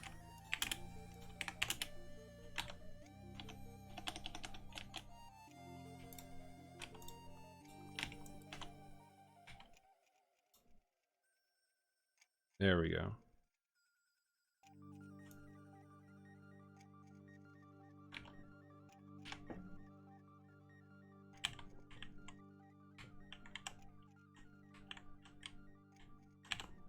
All right. Definitely looks like a mailbox system.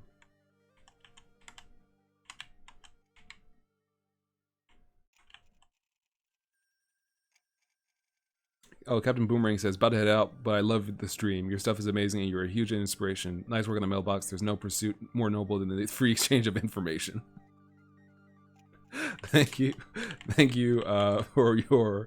thank you for the information, and I'm glad that you came through, Captain Boomerang. It's always a pleasure to have people coming through. Thank you very much, and have a nice night. I think this is gonna finish us up once I get this done. This seems like a good place to stop. So I'm thinking that you go to the mailbox. Let's just start doing it. NPC brain. I'm pretty sure I have a good idea of what's going to happen here. This is apartment lobby.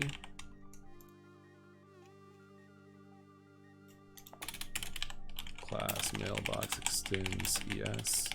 Set sequence.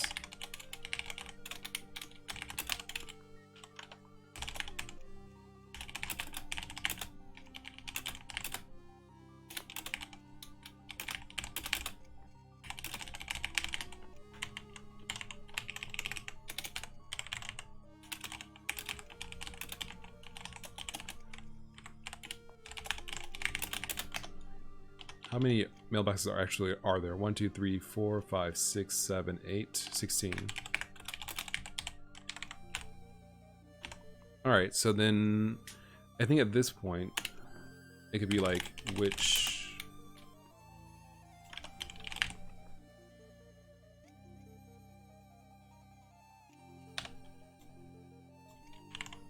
yeah, okay. Which cave should I attempt to open? Choices.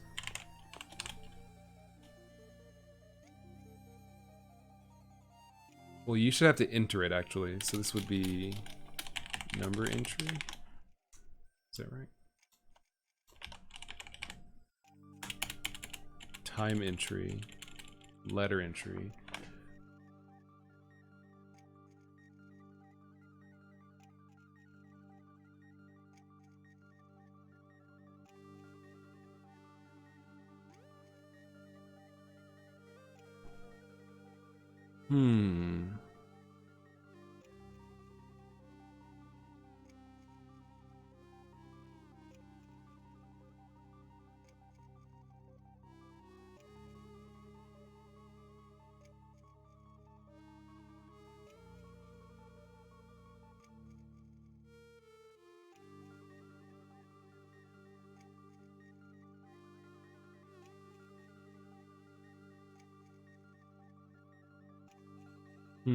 I'm thinking because the current system that I have for time entry is such that basically you can only enter actual times, like, you know, 24-hour times.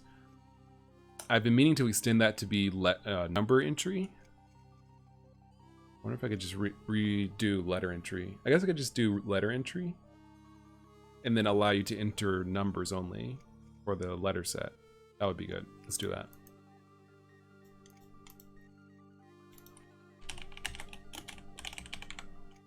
It's gonna be 3 numbers, and it's gonna be anywhere from 0, 1, 2, 3, 4, 5, 6, 7, 8, 9.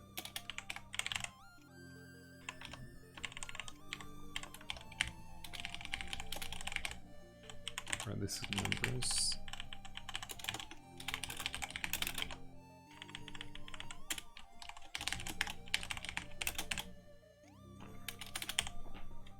Let's see. That would be letters confirmed. Okay, numbers dot letters confirmed is equal to 4103. Jump.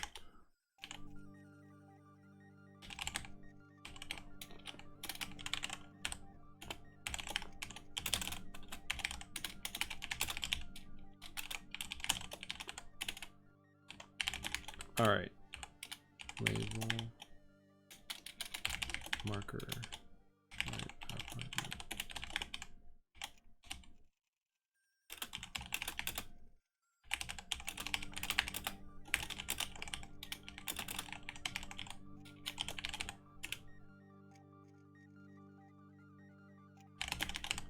Okay, so that's definitely a good start. Let's see if it works.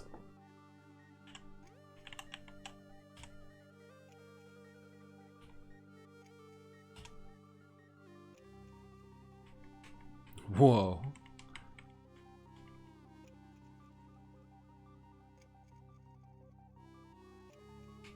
That's not right, but I don't remember why it's doing this. But at least this works, so you can say like 103. It's locked. Which one did I say? 103. Okay, letters confirmed. 103. Jump right apartment.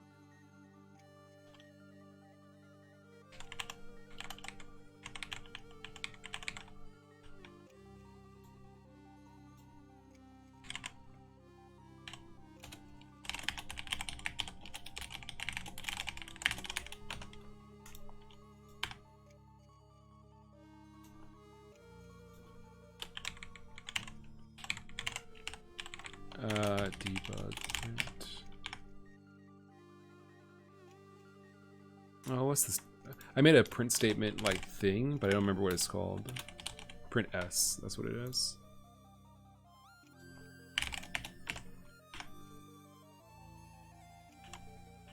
I don't remember what. Null. Null? Why is it null?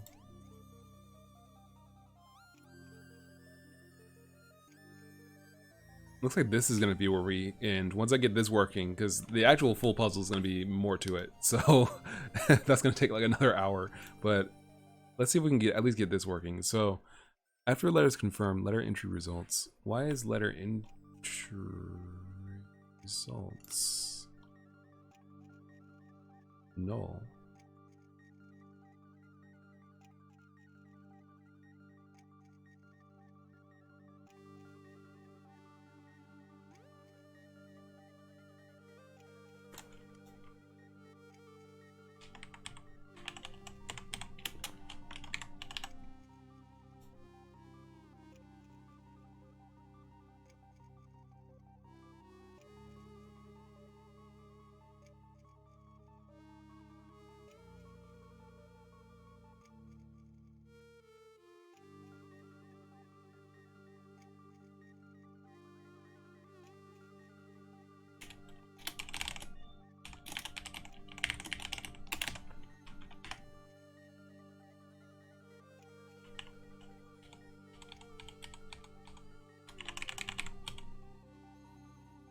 Alright, that's right.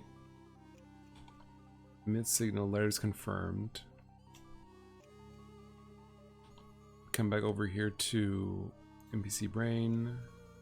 No, event sequence. Letters confirmed. Connect letter confirmed.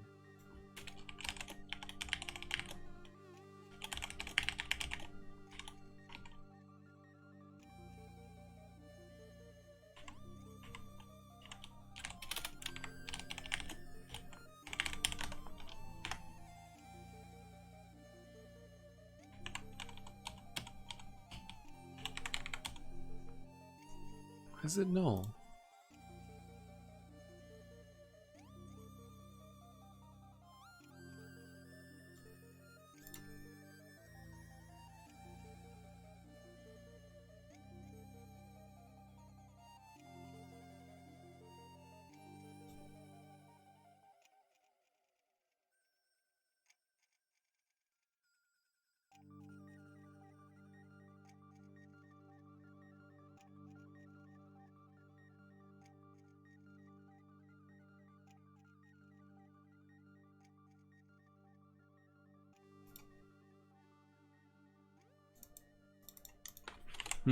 Okay, let's try this. Because I'm not sure exactly where... I'm not sure exactly where the line is. It's not working. Let's see. Oh, that's what that was. Okay, I gotta get that fixed.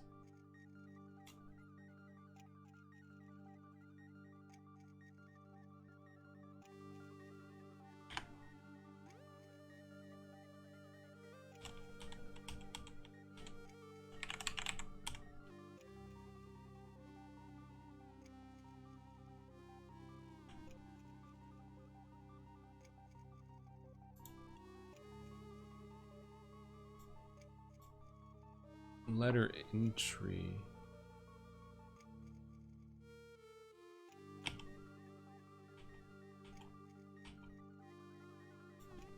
Wait. I know this is like not the right way to do this, but I can't seem to figure it out any other way. Let's see.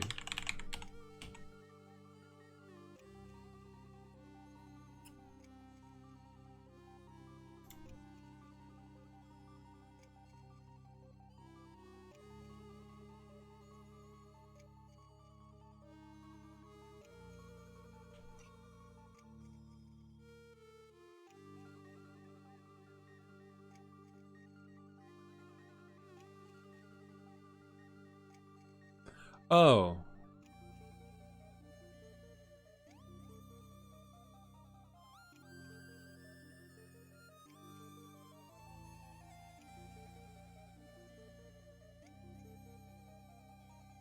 Wait.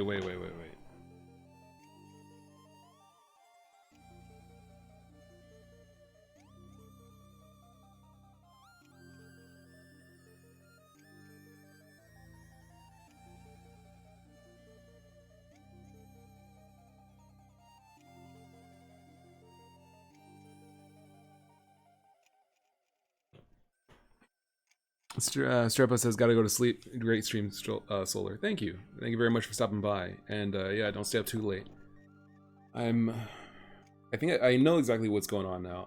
My question is, why did I design it like this? Because basically, what's happening is that it's waiting for the GUI to finish the letter, or in this case, number confirmation system step.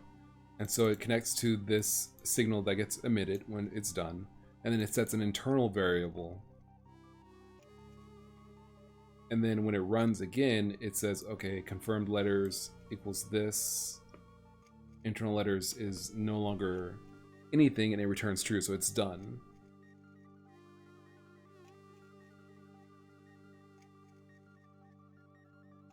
Why did I do it like this?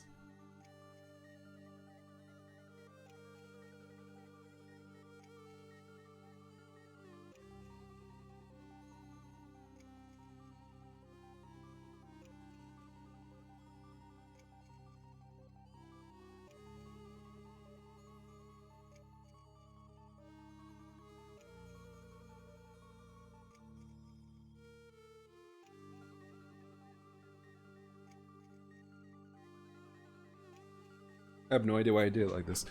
I'm gonna be honest with you. I don't know why I did it like this. I'm trying to see if I want to change the design of how time and letter entry works or not.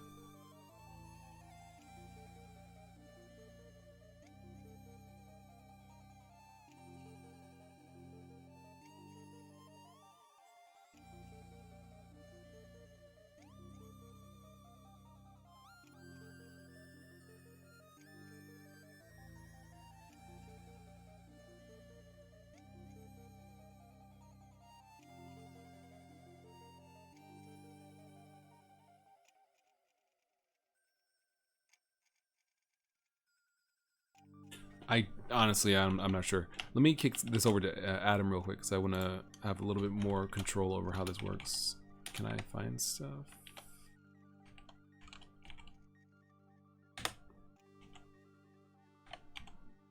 Can I just find like a file?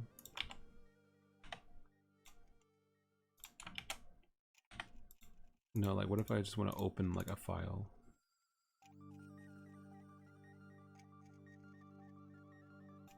I'm pretty sure Control Shift P. Wait. Open file, open folder.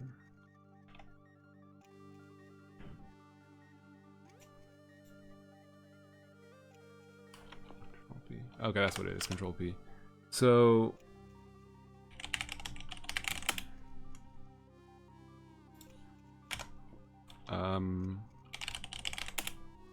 I think what we want to do is drastically simplify this. And it doesn't, I mean, it's not even that big of a, like that crazy. What we're gonna do is just remove internal letters and confirm letters, just turn them to letters. Then we just say if letters is not equal to nothing, then we can just return true.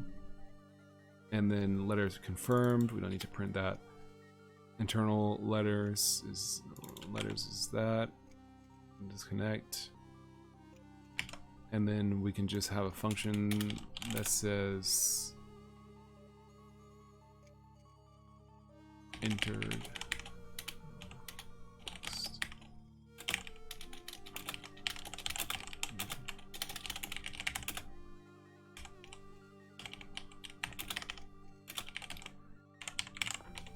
Something like that.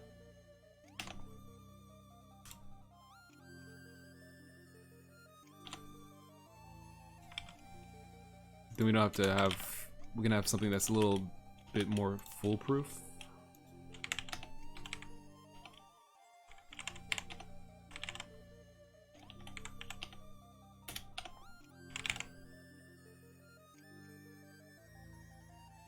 Oh no, where are the tabs I have enabled in here?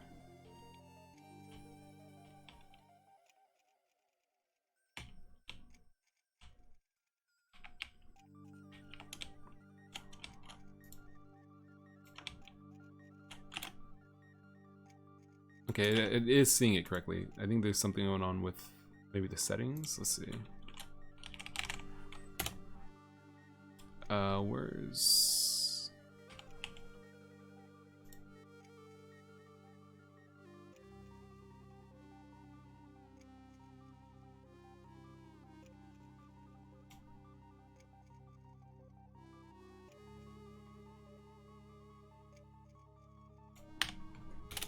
There we go. We want 4 spaces for our tabs. There we go. Alright, we're good. We're good. We fixed it. We're good. We're geniuses. We're good. No, I'm just kidding. Alright. I think now I think I finally have everything sorted out up here. So I think we're going to just go like this. Letters. We want letters to be not like that. We don't need to set anything.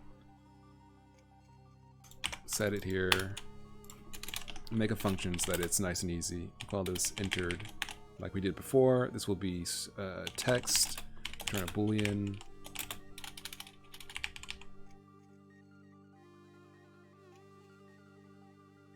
Yeah, okay. Return text is equal to letters. Save. So then,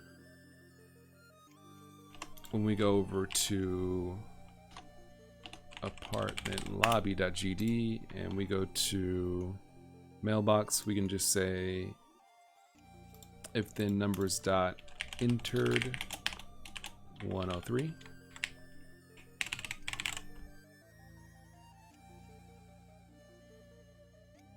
Does that work? Let's see.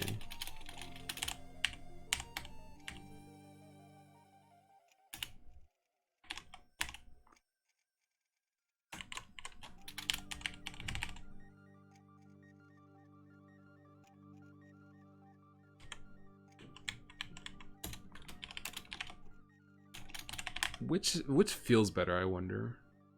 Numbers dot letters. We don't need this. If numbers dot letters is equal to 103, if numbers dot entered 103.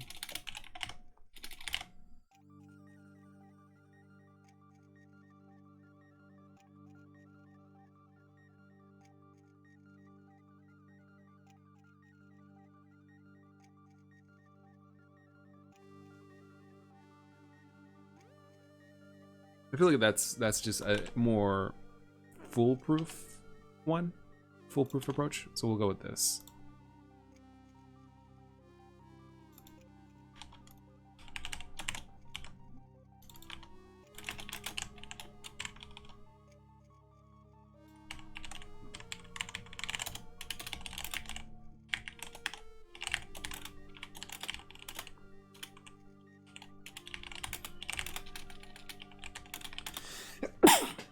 Excuse me.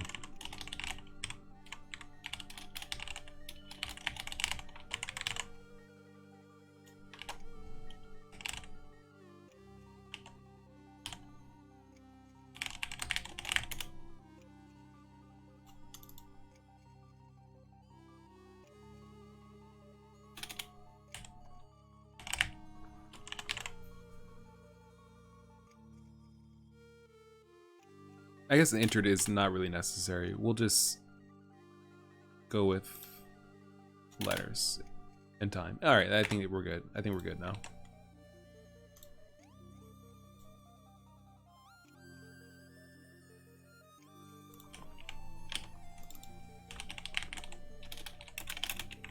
Maybe instead of letters, we could just have it be entry. Like that. I feel like that's better.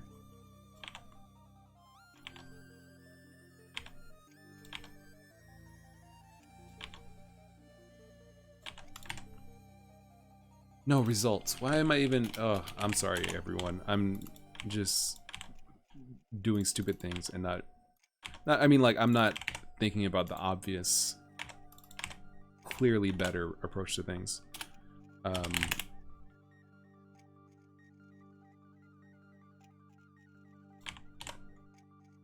That should be just better.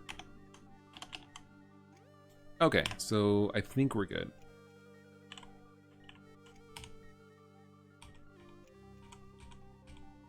So we say like 0, 1, 2. It's locked. Yeah.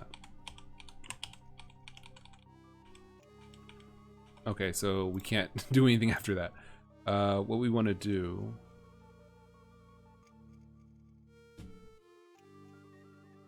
Let's see. Let's go back to Adam. This lot.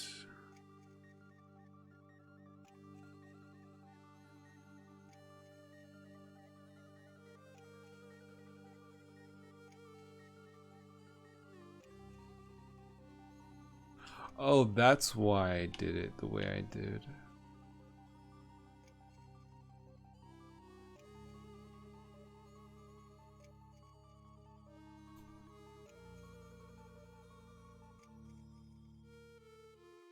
Okay, hold on.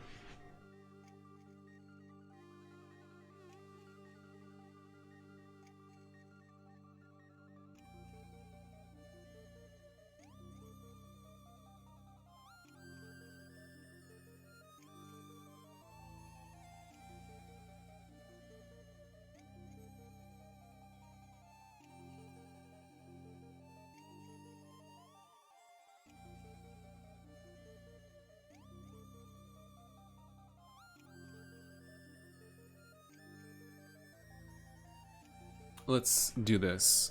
We're going to add a function for clearing the results, I guess.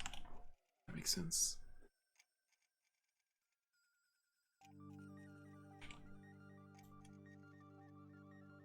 So I could say like...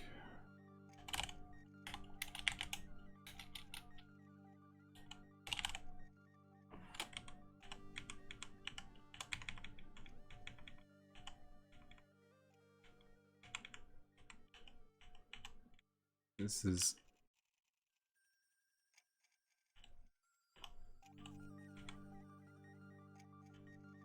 annoying. Let's see. Numbers clear, or it would have to be a func ref.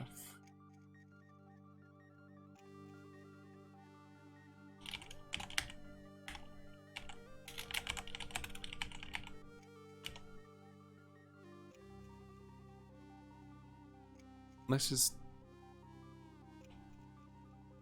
leave it the way it was.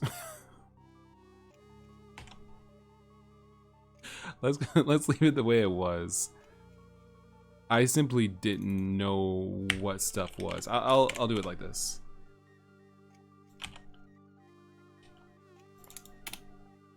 I'll do it like this. So we did improve this. Entries with this. Okay.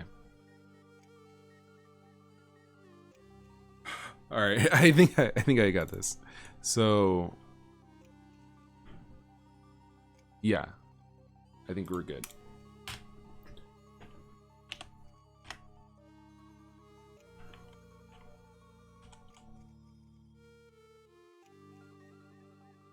Never mind. Never mind. Never mind. We're not good. Is it because I didn't entry? Pardon me. Oh, results. Is it? I'm losing my mind. Results. All right, let's give it another shot.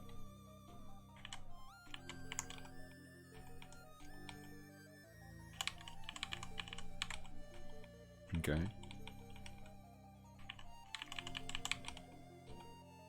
There we go. Now it's working. All right. Good night. All right. Also, I want this to be probably a package.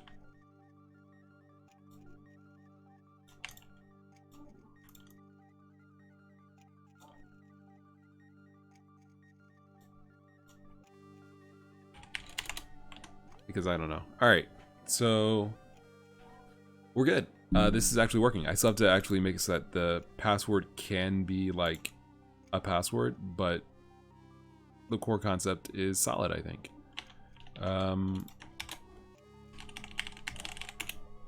Let me make sure this is actually working as it should elsewhere.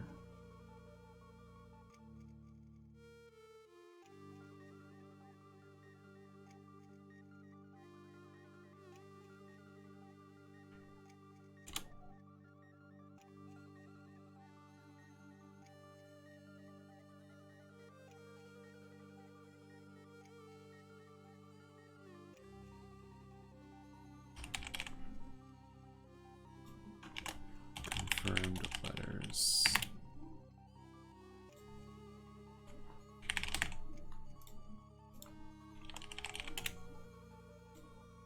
All right, so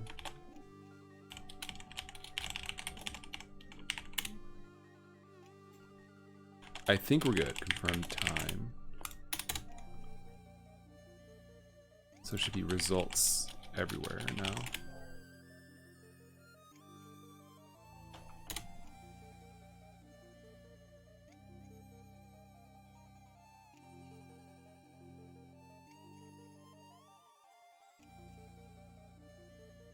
All right, so I think we're good.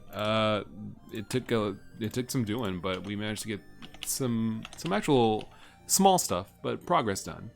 And with this, I still have to figure out exactly how this puzzle is going to work, but the mailbox is definitely going to be the central part of it, and that helps considerably. It's definitely going to be important. So I think that it'll work. It'll work. And I think I'm getting hungry and tired, and I think it's time for me to go. So it's been good. It's been good though. A nice solid 2.5 hour stream, and before you know it, it's gonna be time for another stream. But it will also be time for me to show exactly how this turned out, and you'll hopefully be happy with how the puzzle turned out. Maybe on the next stream I'll show it. But anyway, thank you very much for watching. I've been SolarLoon. It's been real. It's been fun, as usual, and I want to get back to streaming regularly, maybe twice a week or something like that. If you want to support my creations and stuff, please feel free to go ahead and leave me something in on itch.io. You can buy one of my, the things I make, or listen to my music on like Spotify or Google Play or whatever. If you use Brave, you can also donate BAT to me through your browser at the top, right at the URL where there's a little triangle. Click that, and you can donate there. So thank you very much for watching. I've been SolarLoon. It's been real and fun, and I'll catch you guys on the flip side. See ya.